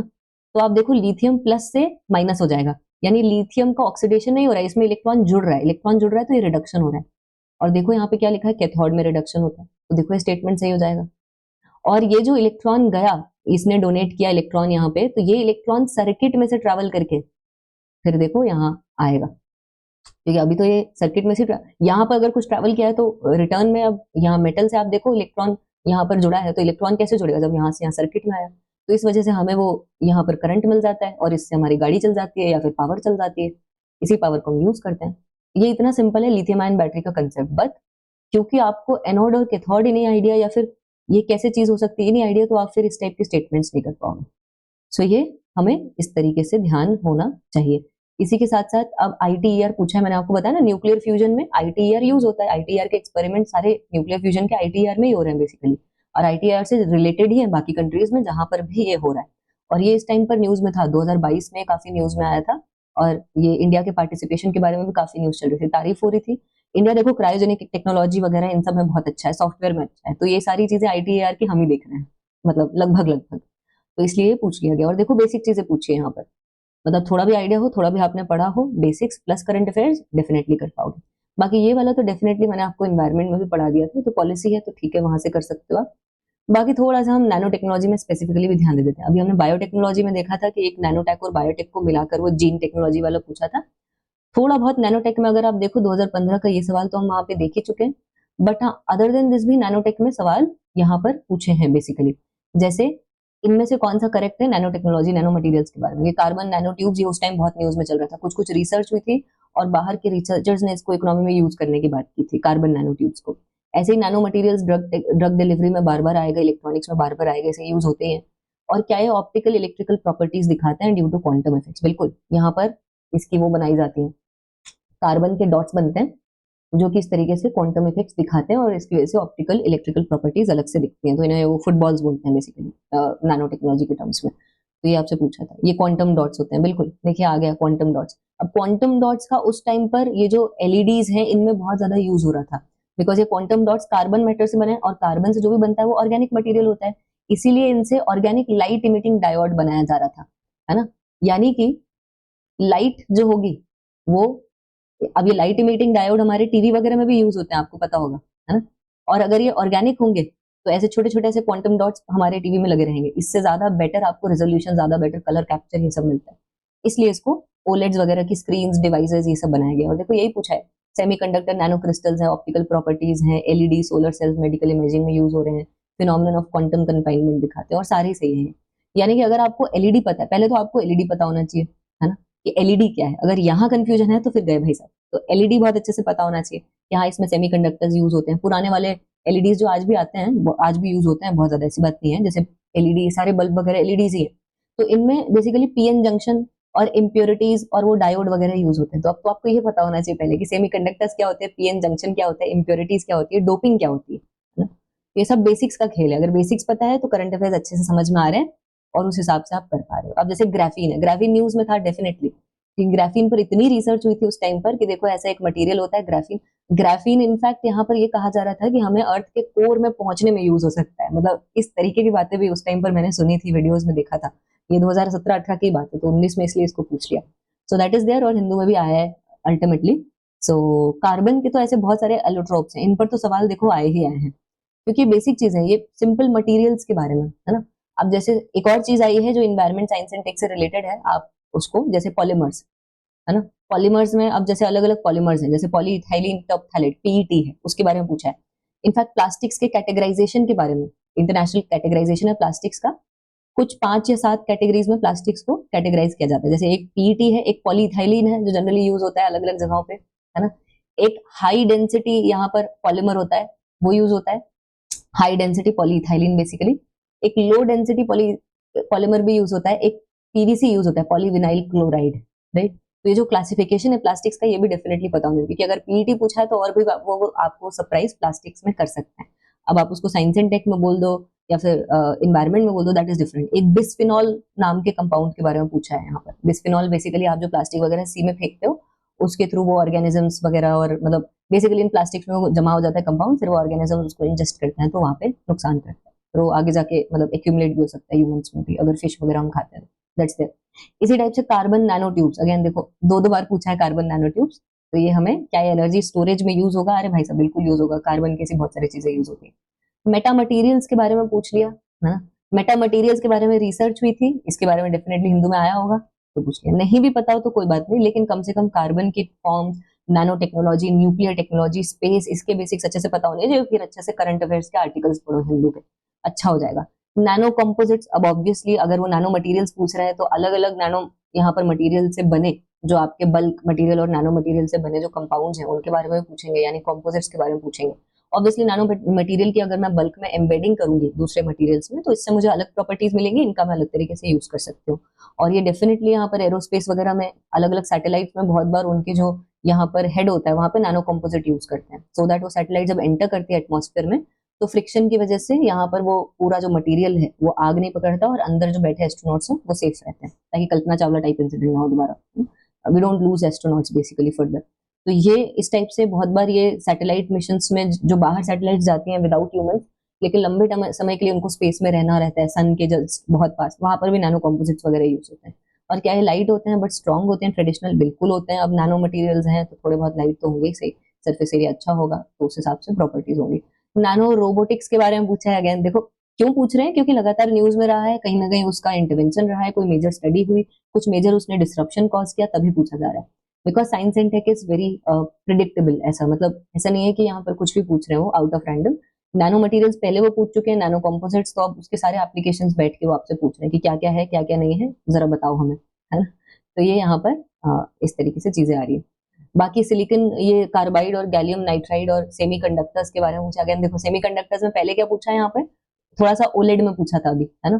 तो अब आप देखो क्या पूछ रहे हैं वो, कि क्या ये वाइड बैंड गैप सेमीकंडक्टर्स होते हैं, मतलब सेमीकंडक्टर्स में भी कुछ वाइड बैंड गैप के होते हैं, वो आपसे पूछ कि क्या ये वाइड बैंड गैप के सेमीकंडक्टर्स हैं। तो बिल्कुल सिलिकॉन और कार्बाइड दोनों के देखो वैलेंस इलेक्ट्रॉन्स 4 हैं। केमिस्ट्री अगर थोड़ी सी भी याद हो आपको, जरा जरा सी, नहीं भी याद हो तो कोई बात नहीं, बस इतना ध्यान रखो कि इनके बाहर के ऑर्बिट जो होता है एटम का, सबसे बाहर का ऑर्बिट, उसमें 4 खाली इलेक्ट्रॉन्स दोनों में, है ना। तो इसलिए दोनों की सेम वैलेंसी, दोनों की सेम वैलेंसी तो ऑब्वियसली वाइड बैंड गैप वाले ही होंगे ना सेमीकंडक्टर्स। कंडक्शन बैंड और वैलेंस बैंड में यहाँ पे ज्यादा गैप होगा, है ना। इलेक्ट्रॉन को कूदने में और करंट पास करने में इन सेमीकंडक्टर से दिक्कत होगी, क्योंकि दोनों ही यहाँ पर सेम बैंड है। अगर किसी की वैलेंसी +5 होती, किसी की यहाँ पर -3 होती, तो वो अच्छे से पेयर बन जाता उसका, या फिर किसी की +3 होती, किसी की -5 होती। अगर वैलेंस बैंड में इलेक्ट्रॉन्स में थोड़ा सा अंतर होता तो वो थोड़ा सा ऐसा हो जाता है कि चलो वैलेंसी आसपास है, बिल्कुल एक जैसी नहीं है, तो वहां पर नैरो गैप सेमीकंडक्टर्स बन जाते हैं। लेकिन क्योंकि यहाँ पे वाइड बैंड गैप है, मतलब वो होगा ही सही, क्योंकि वैलेंसी वैसी है। तो आप देख कर भी पता लगा सकते थे अगर आप थोड़ा सा भी यहाँ पर बेसिक्स पर ध्यान दिया है आपने तो। और क्या है, high power high frequency electronic device, अरे बिल्कुल यार, पावर देंगे ज्यादा तो यहाँ पे पूरा इलेक्ट्रॉन खाली 4 है बेसिकली दोनों में, है ना। तो अच्छे से करंट बिल्कुल पास होगा, तो डेफिनेटली हाई फ्रीक्वेंसी उसमें यहाँ पर करेंगे। और क्या इंडिया ने semiconductor Semicon India programme launch किया, बिल्कुल सेमीकॉन इंडिया इंडिया का प्रोग्राम है, और ये आप देखो 2022 के आसपास इसको लॉन्च भी कर दिया था हमने सेमीकंडक्टर्स के, बेसिकली क्योंकि चाइना से बहुत सारे सोलर पैनल आ रहे हैं, उसको हम कम करना चाहते हैं सेमीकंडक्टर्स को। तो दैट्स देयर, आत्मनिर्भरता ला रहे हैं, पीएलआई वगैरह भी यहाँ पर इन सारी चीजों में भी है। तो ये हमने यहाँ पर देखा थोड़ा सा। बाकी ये रोबोटिक्स, ऑटोमेशन, मैन्युफैक्चरिंग के बारे में, जैसे 3D प्रिंटिंग, एडिटिव मैन्युफैक्चरिंग, इसके बारे में पूछा था। 3D प्रिंटिंग उस टाइम पे बहुत ज्यादा न्यूज में था, चाइना में बिल्डिंगें बन रही थी 3D प्रिंटिंग, तो देखो पूछ लिया अगेन। ऐसे कोलैबोरेटिव रोबोट्स, अब ये एआई वगैरह रोबोटिक्स वैसे भी रहता है, तो अब रोबोटिक्स पर पूछ लिया, क्योंकि ये रोबोट्स वगैरह इंडस्ट्री में यूज हो रहे थे। Industry 4.0, again this is related to internet of things, और जितनी भी चीजें इंडस्ट्री 4.2 से आ रही है, क्लाउड कंप्यूटिंग, क्वांटम कंप्यूटिंग, है ना, एआई खुद, रोबोटिक्स खुद। तो इंडस्ट्री 4.0 आ ही गया था, वर्ल्ड इकोनॉमिक फोरम ने बोल दिया हम इंडस्ट्री 4.0 में है, फोर्थ इंडस्ट्रियल रिवोल्यूशन में। थर्ड वाला भी हम क्रॉस कर चुके हैं, तो देखो पूछ लिया गया, है ना। तो ऐसी चीजें हैं जो डुएबल हैं, बस अवेयरनेस अगर अच्छी हो, बेसिक्स अगर अच्छे हो, तो आप अच्छे से कर पाओगे। सर्जिकल रोबोट्स वगैरह के बारे में पूछ लिया, अगेन रोबोटिक्स के एप्लीकेशन पूछेंगे अब वो। एआई इन मैन्युफैक्चरिंग कहाँ कहाँ पर यूज कर सकते हैं एआई को, ऐसे क्वेश्चन तो generally all of the above सही होता है, बट हाँ फिर भी देख के करना होता है, कहीं उस टेक्नोलॉजी के बेसिक प्रिंसिपल को ही निगेट तो कुछ नहीं कर रहा, अगर ऐसा कुछ है तो फिर उसको हटा देना, बाकी तो जनरली यहाँ पर ऑल ऑफ द अबव हो ही सकता है। एडिटिव मैन्युफैक्चरिंग में आप देख लो, वेट रिडक्शन में हेल्प करता है। 3D प्रिंटिंग से अगर मैं एरोस्पेस के कंपोनेंट्स बनाऊंगी, एयरक्राफ्ट वगैरह बनाऊंगी, तो क्या उससे वेट रिडक्शन में हेल्प करेगा, एयरक्राफ्ट आसानी से उड़ेगा। तो देखो नासा ने ऐसा किया था मेटल पार्ट्स के लिए 3D प्रिंटिंग, तो इसलिए आ गया। It can not be use with metal powders, नहीं मेटल पाउडर्स में यूज होती है 3D प्रिंटिंग, ऐसी बात नहीं है। तो देखो इस तरीके से अब वो all of the above option ना हो सके, इसलिए कहीं ना कहीं इस तरीके की चीजें पूछी जा रही हैं, तो we have to be very careful now, अब पहले जैसा सिस्टम नहीं है। ह्यूमनॉइड रोबोट के बारे में पूछा है, अगेन बिकॉज व्योम मित्रा ये गगनयान मिशन की वजह से न्यूज में था, तो ह्यूमनॉइड इसलिए पूछ लिया कि ह्यूमनॉइड क्या है। ऑब्वियसली आर्टिकल्स आए होंगे, तो अगर आपको रोबोट के बारे में थोड़ा सा पता है कि रोबोट में क्या होता है ना। रोबोट में बेसिकली दो चीजें तो होती है, एक सेंसर एक एक्चुएटर। सेंसर सेंस करता है एनवायरमेंट के आसपास की चीजों को, एक्चुएटर यहाँ पे एक्ट करता है, यहाँ पे एक्ट वर्ड है ना, देखो जैसे हाथ हिलाएगा इस टाइप से, जैसे उसकी प्रोग्रामिंग होगी वैसे। वैक्यूम रोबोट है, वैक्यूम क्लीनिंग करने वाला, तो वैसे वैक्यूम क्लीनिंग करेगा, वो कचरा वचरा साफ करेगा, समझ पा रहे होगे आप। So there are two things which are must in robots, ये मुझे कैसे पता है, क्योंकि मैंने बेसिक्स पे ध्यान दिया, तो आप बेसिक्स पर थोड़ा ध्यान दो, बाकी करंट चीजें हो जाएंगी। डिजिटल ट्विन के बारे में देखिए, डिजिटल ट्विन के बारे में भी पूछा है, सो दैट्स देयर। बाकी थोड़ा बहुत और एआई और एथिक्स के बारे में अगर हम देखें, तो कंप्यूटिंग के बारे में हमारे जो जितने भी सुपर कंप्यूटर्स हैं, परम परम सिद्धि परम शिवाय परम युवा, है ना, सीडेक के सारे काम, है ना, इनके सारे अचीवमेंट्स 2015 के आसपास न्यूज में थे, पूछ लिए गए। तो ये सब आपको सुपर कंप्यूटर्स के बारे में पता होना चाहिए, सुपर कंप्यूटर्स क्या है।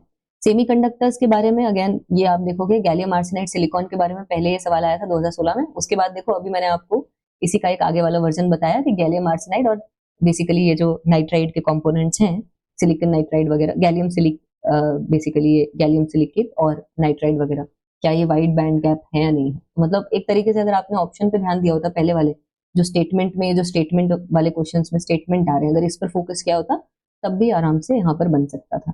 That's there. बाकी कंप्यूटर टेक्नोलॉजी में कौन सा लॉ यूज होता है, again this is quite basic here, ये तब आपको पता होता जब, क्योंकि आप ये इंटेल का व्हाइट पेपर तो पढ़ने नहीं लगोगे, है ना, तो ये तो बेसिक से ही पता चलता है, अगर कहीं पढ़ा है तो ठीक है, अदरवाइज कभी कभी हम ये इस टाइप की चीजें छोड़ भी सकते हैं। एआई से रिलेटेड प्रिसाइडियो प्रिंसिपल्स हैं, ये आपको पता होना चाहिए, 4 प्रिंसिपल्स है basically, accountability, transparency, accountability, auditability, इनके आसपास, that has to be clear. इसके साथ साथ एआई सिस्टम्स के बारे में है कि क्या ये बायस इनहेरिट कर सकते हैं, सबको पता है कर सकते हैं, इसी की वजह से तो सारी प्रॉब्लम्स हैं, रोज आर्टिकल आता है इस पे। Explainable AI is an approach to make AI decisions, ठीक है। OECD principles on AI call for human centred, कोई भी ऐसे प्रिंसिपल होंगे तो ह्यूमन सेंट्रिकनेस की और अकाउंटेबल एआई की बात करेगा, करेगा कोई उसके ऑपोजिट नहीं करेगा, right. So that is there. अब एक्सप्लेनेबल एआई, अब आपका टास्क ये है कि आप एक्सप्लेनेबल एआई के बारे में और थोड़ा सर्च करो, बिकॉज आई एम अज्यूमिंग ये एक बार आ गया है, तो डेफिनेटली इस पर आप आपके लिए वो आगे भी कुछ पूछ सकते हैं। बाकी आपको लार्ज लैंग्वेज मॉडल्स पता होना चाहिए, लार्ज लैंग्वेज मॉडल्स क्या है, और लार्ज लैंग्वेज मॉडल्स के कंपैरिजन में अब क्या हो रहा है, ऐसे भी एआई यूज किए जा रहे हैं जो इतने जनरलाइज्ड नहीं है, जिनको लार्ज लैंग्वेज मॉडल्स की जरूरत नहीं है। तो ये कौन कौन से एआई के मॉडल्स हैं जिनमें एलएलएम यूज नहीं हो रहा है, ये भी आपको पता होना चाहिए, दैट विल बी, इससे आपका काफी कुछ कवर हो जाएगा। बाकी क्वांटम कंप्यूटिंग में कुछ सवाल पहले ही पूछे, देखो क्यूबिट्स पूछ लिया, क्या क्यूबिट सुपरपोजिशन करते हैं, बिल्कुल करते हैं। एंटेंगलमेंट करते हैं, बिल्कुल करते हैं।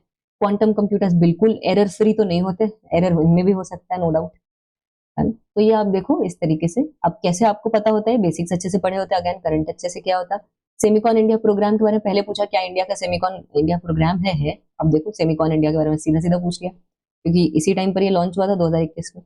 पहले सेमिकॉन इंडिया प्रोग्राम पूछा, बाद में पूछा कि क्या इंडिया के पास सेमिकॉन इंडिया प्रोग्राम है, एक स्टेटमेंट में। तो ऐसा कोई भी प्रोग्राम जो आपको साइंस एंड टेक से रिलेटेड लग रहा है, do prepare it very well, यहाँ पर डेफिनेटली ये आएगा, यहाँ पर आपको हेल्प कर सकता है। इसके साथ साथ परम सिद्धि, अगेन यहाँ पर पूछा है परम सिद्धि के बारे में, ठीक है। परम सिद्धि में बेसिकली जो एआई वगैरह है उसका भी इंटीग्रेशन हो सकता है और एआई वगैरह से भी चल सकता है, तो इसीलिए भी ये परम सिद्धि बहुत ज्यादा इसमें है। तो परम सिद्धि, परम शिवाय, परम ये परम वो पता होना चाहिए डेफिनेटली। सीडेक के सारे ऐसे efforts we should know. Quantum key distribution के बारे में अगेन पूछा है, देखिए quantum key distribution, DRDO laboratories 2 बार पूछ लिया है, सेम चीज अलग अलग क्वेश्चन में, है ना। क्वांटम एंटेंगलमेंट यूज होता है, अरे इसी वजह से तो वो quantum key distribution technology use होती है डिफेंस में, क्वांटम एंटेंगलमेंट होता है इस वजह से। और क्या फोटोनिक्स यूज होता है क्वांटम कम्युनिकेशन नेटवर्क्स में? हाँ जी, फोटोनिक्स यूज होता है। फोटोन्स का ही तो एंटेंगलमेंट यहाँ पर होता है। मुझे कैसे पता है? अगेन वही क्वांटम की डिस्ट्रीब्यूशन थोड़ा सा मैंने पढ़ा है, इतने साल से न्यूज़पेपर पढ़ा है। मतलब आपके पास तो जितना टाइम है, 1 साल 1.5 साल पढ़िए, अभी 2 साल न्यूज़पेपर पढ़िए, अच्छे से आएगा कहीं ना कहीं हिंदू के आर्टिकल्स। ना समझ में आए तो मेरा डेली का इनिशिएटिव है ही सही, हिंदू प्लस इंडियन एक्सप्रेस का। उसमें जितने भी एडिटोरियल्स आते हैं हिंदू में, प्लस जितने भी एक्सप्लेन्ड आते हैं इंडियन एक्सप्रेस में, इकोनॉमी की जितनी न्यूज आती है इंडियन एक्सप्रेस में, प्लस अदरवाइज हिंदू पूरा जो जितनी भी न्यूज आती है इधर उधर की, नेशनल इंटरनेशनल, ये सब, इन सब में जितनी भी यूपीएससी की काम की चीजें हैं प्रीलिम्स और मेंस के हिसाब से जितनी भी आई होती है उस दिन, सबको मैं आपको पढ़वाती हूँ, सब कुछ कनेक्ट करवाती हूँ इधर उधर। तो दैट्स वाई आपको वहां पे समझ में आ जाएगा अच्छे से, आर्टिकल एक एक एक्सप्लेन होता है, आप देख भी सकते हैं। यूरोपियन यूनियन का AI act is the world's first comprehensive law on AI. European Union generally ऐसी चीजों में आगे ही रहता है। डिजिटल डेटा प्रोटेक्शन में भी जो सबसे पहले यूरोपियन यूनियन का ही जनरल डेटा प्रोटेक्शन राइट्स आया था। सो इसी के लाइंस पर हमने अपना डिजिटल वो बीएन श्री कृष्णा कमेटी बनाई थी और इसने हमें डिजिटल डेटा प्रोटेक्शन एक्ट हमारा दिया था। बाद में जाकर वो एक्ट बना, पहले तो बिल ही था बहुत साल तक। तो ऐसी चीजों में ईयू जनरली आगे रहता है। Categorizes AI systems by risk level and sets obligations accordingly. हाँ जी बिल्कुल। अब देखो एआई है तो कोई भी लॉ आएगा तो वो रिस्क लेवल के हिसाब से कैटेगराइजेशन करेगा ही करेगा, तो वो तो यहाँ पर आना ही आना है। इसी तरीके से आप देखो साइंटिफिक इंस्टीट्यूशंस पर कुछ सवाल आए हैं, थोड़ा सा इसको देख लेते हैं। जैसे कि इंडियन साइंस कांग्रेस एसोसिएशन उस टाइम पर न्यूज में थी, बिकॉज अगेन ये इंडियन साइंस कांग्रेस एसोसिएशन हर साल यहाँ पर लीड की जाती है। बट देन कभी कभी यहाँ पर जो लीडर्स होते हैं वो कुछ उल्टे सीधे स्टेटमेंट्स दे देते हैं कि सर्जरी हमारे यहाँ पर सबसे पहले शुरू हुई थी इंडिया में। अब ठीक है, वो मानते हैं वो सुश्रुता वगैरह थी, बट ऐसे भी कुछ दे देते हैं कि हमारे यहाँ पर एयरप्लेन उड़ता था एंशियंट इंडिया में, मतलब जो कि प्रॉपरली वेरीफाइबल नहीं। मतलब लोगों ने मॉडल्स बनाए हैं हमारे एंशियंट इंडिया के एयरप्लेन के, स्क्रिप्ट मतलब जो स्क्रिप्चर्स में जो एयरप्लेन के मॉडल्स हैं उसके बेस पर मॉडल्स बनाए, उड़ा के दिखाया, बट देन अगेन क्या उस टाइम पर उड़ते थे या नहीं, ये अलग बात है ना? या फिर सिर्फ स्क्रिप्चर्स में लिखा हुआ है या फिर बहुत लिमिटेड स्केल पर था कुछ, we don't know that. But हाँ, इस वजह से न्यूज में था और इसलिए यहाँ पर इसको पूछ लिया गया। कुछ भी कंट्रोवर्सी न्यूज में रहती है तो डेफिनेटली यहाँ पर पूछ ली जाती है। तो यहाँ पर क्या होता है, इंडियन साइंस कांग्रेस एसोसिएशन में बहुत सालों से चलती आ रही है एंड इस पे सारे साइंटिस्ट वगैरह आप देख ही सकते हैं, यहाँ पे 1914 से चल रही है, तो 100 साल से ज्यादा हो चुके हैं। और क्योंकि इसको 100 साल हो गए थे तब भी देखो आप 2015 में पूछ रहे, तो किसी भी चीज को अगर 100 साल हो गए, 150 साल हो गए, डेफिनेटली 200 ईयर्स हो गए, इसको पूछा जा सकता है। अब तो ऐसा हुआ है 5-10 साल की एनिवर्सरी में भी पूछ लेते हैं वो, डेफिनेटली, है ना? कुछ भी ऐसा कुछ हुआ तो पूछ लेंगे। जैसे इस साल 2025 में उड़ान स्कीम को 9 साल हुए, 2026 में 10 साल हो जाएंगे, तो डेफिनेटली वो मेंस में वो या प्रीलिम्स में कहीं ना कहीं पूछ लेंगे उड़ान रीजनल कनेक्टिविटी स्कीम बताइए, वो एयरप्लेन्स वगैरह को इंफ्रास्ट्रक्चर के लिए जरूरी है। तो ऐसे ही किसी भी साइंस एंड टेक के इनिशिएटिव्स को 5 साल हो जाए, 2026 में स्पेशली 2021 वाले ईयर के 5 साल होंगे। 2021 में बहुत चीजें लॉन्च हुई क्योंकि यहाँ पर इस टाइम पीरियड से हमने आत्मनिर्भरता में खुल के फोकस किया, बिल्कुल पीएलआई वगैरह लॉन्च हुआ इस टाइम पर, कोविड टाइम का, कोविड सेकेंड वेव का टाइम था जब। तो ये आप देखोगे कि ये 2021 में जितनी चीजें लॉन्च हुई, जैसे सेमिकॉन इंडिया प्रोग्राम 2026 में दोबारा पूछ सकते हैं, 2021 में ही आया, अभी हमने देखा, सो दैट्स देयर। ऐसे ही 2016 में जो चीजें आई ये भी पूछेंगे, 2016 में भी कुछ चीजें आई थी काफी लैंडमार्क चीजें। ऐसे ही नेशनल इनोवेशन काउंसिल के बारे में, अगेन इनोवेशन पे हम फोकस करें अटल इनोवेशन मिशन के आसपास, तो इसलिए नेशनल इनोवेशन काउंसिल के बारे में आगे। पीआईबी आप देखो साइंस एंड टेक में एक चीज नोटिस करना, पीआईबी पर बहुत चीजें हैं बट पीआईबी बहुत वास्ट है, कैसे पता चलेगा क्या चीज आनी है क्या चीज नहीं आनी है? अगेन आपको पीआईबी को फोकस नहीं करना, लेकिन जो चीजें पीआईबी में साइंस एंड टेक से चीजें जरूरी आती हैं उनका क्रिटिसिज्म, जैसे गवर्नमेंट का कोई एफर्ट आया उसका मेजर क्रिटिसिज्म हिंदू निकाल देगा। तो हिंदू में अगर आप कुछ देखते हो कि किसी टेक्नोलॉजी का क्रिटिसिज्म किया जा रहा है या फिर इंडिया के किसी साइंस एंड टेक के एरिया में उसका क्रिटिसिज्म किया जा रहा है, मतलब आप समझ लो कि पीआईबी पे ऐसा कुछ आया है जो कि हिंदू वालों को लगा है कि आप क्रिटिसाइज करो बैठ के। तो ये आइडिया ऐसे आपको पता चलता है, क्योंकि हिंदू तो डेली पढ़ोगे इसे या इंडियन एक्सप्रेस तो डेली पढ़ोगे इसे, तो डेफिनेटली पता चल जाएगा। ऐसे ही science and tech innovation policy 2013, इसको 5 साल होने वाले थे, 2017 में पूछ लिया, ठीक है? तो इस तरीके से चीजें आ रही है। बाकी थोड़ा बहुत नोबेल प्राइज के बारे में पूछा, अगर नोबेल प्राइज के बारे में पूछते नहीं है, बट इस साल इसलिए पूछा था क्योंकि इस साल 2-3 चीजें हुई थी 2018 में। आइंस्टीन को यहाँ पर 100 साल हो गए थे थ्योरी ऑफ रिलेटिविटी दिए, और इसी थ्योरी ऑफ रिलेटिविटी की जो यहाँ पर बात थी जिसमें कहा जाता है कि वो मास एंड जो आपका टाइम होता है स्पेस में उसकी बेंडिंग होती है ना? तो इसी फिनोमिना को यहाँ पर अप्लाई करते हुए ये जो आपका लेजर इंटरफेरोमीटर ग्रेविटेशनल ऑब्जर्वेटरी है, इन्होंने यहाँ पर ग्रेविटेशनल वेव्स को डिस्कवर किया था और इसको नोबेल प्राइज भी मिला था। तो इसलिए नोबेल प्राइज उस साल पूछा, हर साल नहीं पूछा, बट हाँ डेफिनेटली जब भी न्यूज़पेपर, जैसे इस साल के नोबेल प्राइजेस अभी कुछ दिन पहले ही आए, फिजिक्स में किसको मिला, इकोनॉमिक्स में किसको मिला, केमिस्ट्री में किसको मिला, तो आपको ध्यान रखना है, क्योंकि हो सकता है किसी न किसी एक साइंटिस्ट की फिर वो 100th एनिवर्सरी, 150th एनिवर्सरी ऐसा कुछ निकल के आ जाए एंड देन वो पूछ ले। तो ये यहाँ पर रहता है बेसिक ऑब्जेक्टिव। बाकी नेशनल रिसर्च फाउंडेशन के बारे में अनाउंस किया नेशनल एजुकेशन पॉलिसी में, तो देखो साइंस एंड टेक में इसको पूछ लिया, अब रिसर्च फाउंडेशन के बारे में बताओ। सो यही बेसिकली आइडिया होता है यूपीएससी का। अब लीगो से रिलेटेड एक इंडिया का प्रोजेक्ट है, लीगो इंडिया। बेसिकली महाराष्ट्र में प्रोजेक्ट साइट को आइडेंटिफाई किया है, अभी ऑपरेशनल नहीं हुई, अभी इसको लगेगा आराम से 2035-40 तक जाएगा ये मामला, है ना। क्या ग्रेविटेशनल वेव ऑब्जर्वेटरी, बिल्कुल इस हिसाब से आपको ग्रेविटेशनल वेव के बेसिक्स भी अब पता होने चाहिए। ग्रेविटेशनल वेव्स क्या होती है, ग्रेविटी के हिसाब से ऑब्वियसली काम करती है, बट इनके फीचर्स क्या होते हैं, क्या लीगो में आइडेंटिफाइड किया था, क्या लीगो इंडिया का ऑब्जेक्टिव है, क्या आगे हम सोच रहे हैं ग्रेविटेशनल वेव्स के बारे में, क्यों ये सिग्निफिकेंट है, ये सब पता होना चाहिए। नोबेल प्राइज इन केमिस्ट्री 2020 का पूछा क्रिस्पर कैसनाइन का। अगेन ये भी इसलिए पूछा क्योंकि क्रिस्पर कैसनाइन, ये जो इमैनुअल चार्पेंटियर और जेनिफर डॉडना को मिला, क्रिस्पर कैसनाइन ने फिर पूरा रिवोल्यूशनाइज ही कर दिया जीन एडिटिंग का पार्ट, और इससे बहुत सारी न्यूज आई कि कैसे क्रिस्पर कैसनाइन ने पूरा रेवोल्यूशनाइज किया, इसलिए नोबेल प्राइज पूछा। तो नोबेल प्राइज में भी वो चीजें पूछ रहे हैं जो पूरा मतलब जिसने पिछले कुछ सालों में तहलका मचाया हो। ऐसे ही नेशनल सुपर कंप्यूटिंग मिशन पूछा है, बेसिकली इंडिया ने लॉन्च किया, इसको भी क्रिटिसाइज किया था हिंदू ने बैठ के कि सुपर कंप्यूटिंग पे क्यों ध्यान दे रहे हो, क्वांटम कंप्यूटर पे ध्यान दो। ऑब्वियसली फ्यूचर तो क्वांटम कंप्यूटिंग है, हमें पता है, लेकिन कुछ चीजों में सुपर कंप्यूटर भी हमें काम आ सकता है ना। तो इसलिए हम यहाँ पर इसको कंप्लीटली नहीं छोड़ सकते, हर तरीके की टेक्नोलॉजी उसकी पास टेक्नोलॉजी पर ही बिल्ड करती है। तो ये पूछा। अब ये STI पे अगेन इनोवेशन पॉलिसी न्यूज में आई तो पूछा। बाकी ये 2021 में क्लाइमेट मॉडलिंग के नोबेल प्राइज पर यहाँ पर सवाल पूछा था, अगेन इसने पूरा रेवोल्यूशनाइज किया चीजों को, इसलिए यहाँ पर पूछा। तो नोबेल प्राइज भी पूछे, बट वो पूछे ना बहुत ही ज्यादा लैंडमार्क रहे हैं, अदरवाइज ज्यादा चीजें नहीं पूछी। ऐसे ही अब आप देखो थोड़ा सा मिसलेनियस जो इंटरडिसिप्लिनरी टेक्नोलॉजीज है, जैसे ड्रोन्स है। अब ड्रोन से रिलेटेड पॉलिसी आई तो ड्रोन्स के बारे में पूछ लिया, है ना, कि ड्रोन से रिलेटेड क्या पॉलिसी है, ड्रोन्स क्या होते हैं, अनमैन्ड एरियल व्हीकल्स क्या होते हैं। डीप ओशन मिशन के बारे में देखो पॉलिसी आई तो पूछ लिया, डीप ओशन मिशन क्या है, क्या इसमें होता है, कौन सी मिनिस्ट्री होती है, यही सब पूछ रहे हैं। तो मिशन क्या है, क्या उसकी मिनिस्ट्री है, क्या उसका ऑब्जेक्टिव है, इतना भी पता है, अच्छे से कर लोगे। इनको इसने सुनामी अर्ली वार्निंग सिस्टम दी, तो आप देखो इस सुनामी अर्ली वार्निंग सिस्टम के बारे में आ गया, क्योंकि एनडीए ने भी बोल रखा था ना सुनामी में अर्ली वार्निंग सिस्टम ला। 2004 की सुनामी के बाद हमारे पास सुनामी में बहुत ज्यादा हमने मतलब चीजें की प्रिपेयर्डनेस में, तो उसी से रिलेटेड। और मेरे ख्याल से 2019 में इसकी 15th एनिवर्सरी भी थी 2004 की सुनामी की, तो उस कॉन्टेक्स्ट में भी हम देख सकते हैं, इसको कनेक्ट कर सकते हैं। और अब आप देखो एआई वगैरह बायोटेक को थोड़ा सा मर्ज करके अलग अलग टेक्नोलॉजीज, एआई को, बायोटेक्नोलॉजी को, प्रोटीन फोल्डिंग स्ट्रक्चर्स को और ब्लॉकचेन को मर्ज करके। बेसिकली इसमें नोबेल प्राइज में मिला था किसी को एआई एल्गोरिथम्स को यूज करके प्रोटीन फोल्डिंग स्ट्रक्चर्स बनाने के लिए रिसेंट टाइम पीरियड में। बट हाँ 2020 में इसको पूछने का ऑब्जेक्टिव ये था क्योंकि ये न्यूज में था। इसके साथ साथ नेट न्यूट्रलिटी पर लगातार ये न्यूज में आ रहा था फेसबुक के कंट्रोवर्सी के चलते, और इंडिया ने साफ साफ बोल दिया था हमारे यहाँ पर नेट न्यूट्रलिटी रहेगी, हम वो फेसबुक जैसे सिस्टम फॉलो नहीं करेंगे। तो उस कॉन्टेक्स्ट में पूछा, यानी न्यूज से आराम से हो जाता। ऐसे एआई के एप्लीकेशन, अगेन एआई के एप्लीकेशन अभी भी टाइम पीरियड पर आपको टाइम टाइम पर पूछते रहेंगे, और ये ब्राउनी पॉइंट है एक तरीके से, क्योंकि ये लगातार न्यूज में आ रहा है, फॉलो करते रहोगे आराम से क्वेश्चन टिक हो जाएंगे।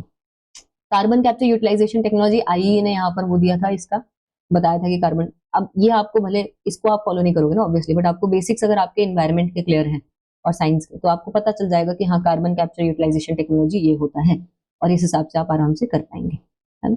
ऐसे space debris, again space debris यहाँ पर यूएनओ ऐसे की गाइडलाइंस भी आई थी। साथ में 2019-20 में हमने शक्ति मिशन लॉन्च किया था, जिसके बाद इंडिया की ये एंटी सैटेलाइट टेक्नोलॉजी मिशन था, यानी ऊपर सैटेलाइट है उसको मारो, इस टाइप से सैटेलाइट किल टेक्नोलॉजी का। अब इस टाइम पर इंडिया की बड़ी वो थी, दुर्गति हुई थी कि आपने डेब्रीज कॉज की, तो इसरो ने बोला था कि नहीं हमने डेब्रीज कॉज ही नहीं की, वो चाइना के मिशन में कॉज हुई थी, आप गलत बोल रहे हो। तो इस कॉन्टेक्स्ट में केसलर सिंड्रोम और ये सब लगातार न्यूज में बना हुआ था, और इसकी 5वीं वर्षगांठ भी थी देखो, तो पूछ लिया गया स्पेस डेब्री क्या होती है, केसलर सिंड्रोम क्या होता है। अब आपने स्पेस के बारे में पढ़ोगे जब आप डिटेल में, केसलर सिंड्रोम भी आएगा कि हाँ वो स्पेस डेब्री जरा सी भी रहेगी तो वो मल्टीपल स्पेस डेब्री और कॉज करेगी 4 गुना ज्यादा। So that is there. और क्या ग्लोबल गाइडलाइंस आई है, सीधा सवाल पूछ लिया कनेक्ट करके। तो ऐसी चीजें आती हैं। तो ओवरऑल टेक अवे क्या है यहाँ पर, देखिए सबसे पहले तो स्पेस टेक्नोलॉजी पर सवाल बढ़ रहे हैं, इंडिया के स्पेस के अचीवमेंट्स बढ़ रहे हैं, डिफेंस पर बढ़ रहे हैं क्योंकि आत्मनिर्भरता बढ़ रही है, बायोटेक्नोलॉजी क्योंकि इंडिया का विजन है कि हम $140 बिलियन की इकोनॉमी थे बायोटेक में 2024 में, और हमने वो कोविशील्ड वगैरह कोविड के टाइम पे भी अच्छी वैक्सीन निकाली, बढ़िया कोविशील्ड को वैक्सीन। तो अब हमें $300 बिलियन तक जाना है 2030 तक, और उसके लिए हम करते रहते हैं क्योंकि हमारे पास कैपेसिटी है इसमें भी, ठीक है। एआई वगैरह में इंडिया में डेवलपमेंट हुए, 5G में हुए, तो देखो ये राइज हो रहा है ना। रिन्यूएबल्स में थोड़ा बहुत ही पूछते हैं क्योंकि बाकी वो इन्वायरमेंट में पूछते हैं, एफर्ट्स वगैरह काफी, नैनो मटेरियल्स वगैरह पिछले कुछ साल से न्यूज में है, जैसे नैनो यूरिया वगैरह, है ना, नैनो यूरिया, नैनो फॉस्फेट्स, ये सब नैनो फर्टिलाइजर्स वगैरह, इन सब पे आएगा डेफिनेटली कभी ना कभी। बट ये है कि इतना नहीं है, तो इसलिए यहाँ पर नहीं पूछ रहे। साइंस एंड पॉलिसी नोबेल वगैरह में लिमिटेड क्वेश्चन है। तो अगर आप 3 एरियाज अच्छे से कर लेते हो, स्पेस, डिफेंस, बायोटेक, तो आप देखो कितना सारा हो गया। एआई तो आपका न्यूज से हो जाएगा, नो डाउट। ठीक है, तो यही आपको हो देखो, मिशन है, मिसाइल्स हैं, डीएनए वगैरह पर है, जीन टेक्नोलॉजी पर है, थोड़ा बहुत ये आप करंट अफेयर से इंटीग्रेट कीजिए। मिशन वगैरह पीआईबी, इसरो, डीआरडीओ, वेबसाइट पे रोज रोज नहीं जाना, लेकिन हाँ जो मिशन लॉन्च हुए, सेमिकॉन इंडिया, हाइड्रोजन, है ना, ये सब आप कर लो तो अच्छे से यहाँ पर आपका चीजें हो जाएंगी, नो डाउट। और इसके साथ साथ पीवाईक्यूज के साथ ऑब्वियसली लिंक करना है, ये मैंने आपको बता ही दिया। तो ऐसे जाके हमें करना है। तो यहाँ पर हमने देखा space, defence and biotech, BDS, ये आप कर लीजिए, डेफिनेटली 60% हो जाएगा। बाकी ये कुछ हाई एंड टॉपिक्स हैं, 25 टॉपिक्स हैं जो मैं आपको बता रही हूँ, डेफिनेटली इन पर फोकस कीजिएगा। जैसे आदित्य L1 मिशन दोबारा आएगा, क्योंकि अभी एक खत्म नहीं हुई है पूरी रिसर्च, इसमें वो पापा और एस्पेक्ट्स और ऐसे बहुत सारे मॉड्यूल्स है जो यूज करते हैं, तो इनमें मॉड्यूल्स को डिटेल में पढ़िए। ये पूछ लेंगे कि आदित्य L1 का है या गगनयान का है या शुक्रयान का है या मंगलयान का था, राइट। अभी देखो एक एमसीक्यू तो ऐसे ही बन गया, ये पता होना चाहिए। निसार, देखिए ये खत्म नहीं हुआ है, ये लॉन्च हुआ है अभी, इसको ऑपरेशनलाइज होने में टाइम लगेगा, अगले साल तक ऑपरेशनलाइज होगा, तो अगले साल भी न्यूज में रहेगा। तो डुअल फ्रीक्वेंसी एल बैंड का क्या यूज है, एस बैंड का क्या यूज है। हमारा जो डेटा है एस बैंड का, वो हम हैदराबाद बेस्ड इंस्टीट्यूट में रखेंगे, वहां से फिर सबके लिए इस डेटा को ओपन करेंगे, प्राइवेट सेक्टर के लिए। नासा क्या करेगा अपने डेटा का, पता होना चाहिए। चंद्रयान 3 के आगे की चीजें पूछेंगे, चंद्रयान 4, चंद्रयान 5, जब ये जापान वगैरह के साथ लॉन्च होंगे, हमारा लॉन्च होगा, इस टाइप से, है ना। गगनयान मिशन डेफिनेटली आएगा आगे भी, क्योंकि गगनयान मिशन अभी प्रॉपरली इसकी तैयारी हो गई है, लेकिन लॉन्च होना तो बाकी है भाई साहब। ऐसे ही इन स्पेस एंड एनएसआईएल, ये इन पर सवाल पूछा है, तो अब वो पता है क्या करेंगे, स्पेस में प्राइवेट सेक्टर के स्टार्टअप्स पर पूछेंगे। जैसे अग्निकुल कौन सा स्टार्टअप है, इसने क्या किया, स्काई रूट कौन सा स्टार्टअप है, इसने क्या किया, राइट। ऐसे बहुत सारे स्टार्टअप्स आए हैं पिछले कुछ साल में, हर एक साल में एक स्टार्टअप तो आया ही है पिछले 10 साल, 7 से 10 साल में, that has to be clear. अब देखो ये डिफेंस में अग्नि, अग्नि प्राइम, ब्रह्मोस, ये सब क्या है, तो इसके आगे की भी वो चीजें पूछेंगे। जैसे ब्रह्मोस का एक छोटा भाई आया, BrahMos next generation, BrahMos NG, इसको मैं ब्रह्मोस का छोटा भाई बोलती हूँ, हालांकि ब्रह्मोस से ज्यादा लीथल है, तो दैट इज देयर, मतलब एडवांस्ड है, छोटा भाई एडवांस्ड होता है, तो ये आप देखोगे कि इस टाइप से चीजें आई है। तो ऐसे डिफेंस की और मिसाइल्स वगैरह, सबमरीन्स वगैरह, इस बार प्रोजेक्ट 75 आई और प्रोजेक्ट 15 न्यूज में है, कौन से किसमें क्या बना है ये क्लियर होना चाहिए। तो ऐसी चीजें पता होनी चाहिए। हाइपर टेक्नोलॉजी डेमोन्स्ट्रेटर व्हीकल इस पर आया है, तो अब आगे और जो इसरो की टेक्नोलॉजीज आई हैं, जैसे स्पेडेक्स वगैरह, यहाँ पर क्या आया है, स्पेस डॉकिंग एक्सपेरिमेंट वगैरह आया था इसी साल स्टार्टिंग में 2025 में। तो ऐसी टेक्नोलॉजी जो नई नई आती है, crew abort system, crew escape system आए हैं इसरो के, है ना। रीयूजेबल लॉन्च व्हीकल्स तो कब से आ गए हैं, पता होनी चाहिए। ये क्यूकेडी पर सवाल देखो, 2 तो मैंने आपको अभी दिखा दिया। तो क्वांटम कंप्यूटिंग के ऐसे नए जो जितने भी आपके एप्लीकेशन हैं, definitely they are about to come. Semicon India पर आप देखो, एनिवर्सरी मैंने बता ही दिया। ये जितने भी मिशन है रिन्यूएबल्स पर, इनसे बेस्ड जो भी मिशन आए रिन्यूएबल्स पर, अब अगली बार उससे रिलेटेड टेक्नोलॉजी जरूर देख लीजिएगा। बायोफ्यूल कैसे काम करता है, ग्रीन हाइड्रोजन कैसे काम करता है, हाइड्रोजन फ्यूल सेल कैसे काम करता है ना। जैसे ये H2 प्लस O2 कंबाइन होके H2O बनाएंगे, और इसके साथ साथ ये वाटर रिलीज करें, मतलब इलेक्ट्रिसिटी रिलीज करें, तो ये जो इलेक्ट्रिसिटी है ये यूज होगी। लेकिन ये दोनों कंबाइन हो, दोनों एटम्स मिलके, इनके न्यूक्लियस एक दूसरे को रेजिस्टेंस पार कर पाए, इसके लिए भी कुछ एनर्जी चाहिए, है ना। तो वो एनर्जी कैसे मिलती है, बेस्ड ऑन दैट ये ग्रीन, ब्राउन और ग्रे इस तरीके से करवाया जाता है। तो ये सब क्लियर होना चाहिए, कौन सा ग्रीन है, कौन सा ब्राउन है, कौन सा ग्रे है, क्यों ब्लू बोल रहे हैं, क्यों ब्राउन बोल रहे हैं, क्यों ग्रे बोल रहे हैं, क्यों ग्रीन बोल रहे हैं, ऐसा। आर्टिफिशियल इंटेलिजेंस डेफिनेटली हर रोज आर्टिकल आ रहा है, क्वांटम कंप्यूटिंग हर रोज चीजें आ रही हैं, ये कंसेप्ट अच्छे से क्लियर होने चाहिए, तो आप बहुत सारे क्वेश्चंस को अप्लाई कर पाओगे। और थोड़ा सा graphene nano composite super computing mission, इन सब में डीप ओशन मिशन दोबारा आएगा कभी ना कभी, क्योंकि India Indian ocean mission, India Indian ocean में लगा हुआ है। अभी भी हमने इंटरनेशनल सीबेड अथॉरिटी अनक्लॉस से उनके दोबारा परमिशन लिए उनसे कि हमें इंडियन ओशन में ये माइनिंग वगैरह करने दो, तो आएगा। जीन एडिटिंग में डेफिनेटली क्रिस्पर के आगे की चीजें मैंने आपको बता दिया, आएगा। इसके अलावा 5G के आगे की चीजें, 6G वगैरह का विजन आ चुका है, तो इसके आगे की चीजें टेलीकम्युनिकेशन की नो डाउट आएंगी। इसके साथ साथ स्पेस डेब्री वगैरह, स्पेस के जो और एक्स्ट्रा कंसेप्ट हैं, कभी कभी बाहर के मिशन के भी क्वेश्चन आए हैं। जैसे एक यहाँ पर क्वेश्चन था 2017 के आसपास, उसमें पूछा था कसीनी, यूगेंस, जूनो, है ना, ऐसे ऑप्शंस दिए थे और उनसे रिलेटेड प्लैनेट्स दिए थे कि ये कौन कौन से प्लैनेट से रिलेटेड आपके मिशन हैं। तो ये इंटरनेशनल मिशन भी थोड़े से रटा होने चाहिए। सोहो किसका है, तो भाई साहब पता होना चाहिए, यूरोप का है ना। जापान के कुछ मिशन पता होने चाहिए, है ना।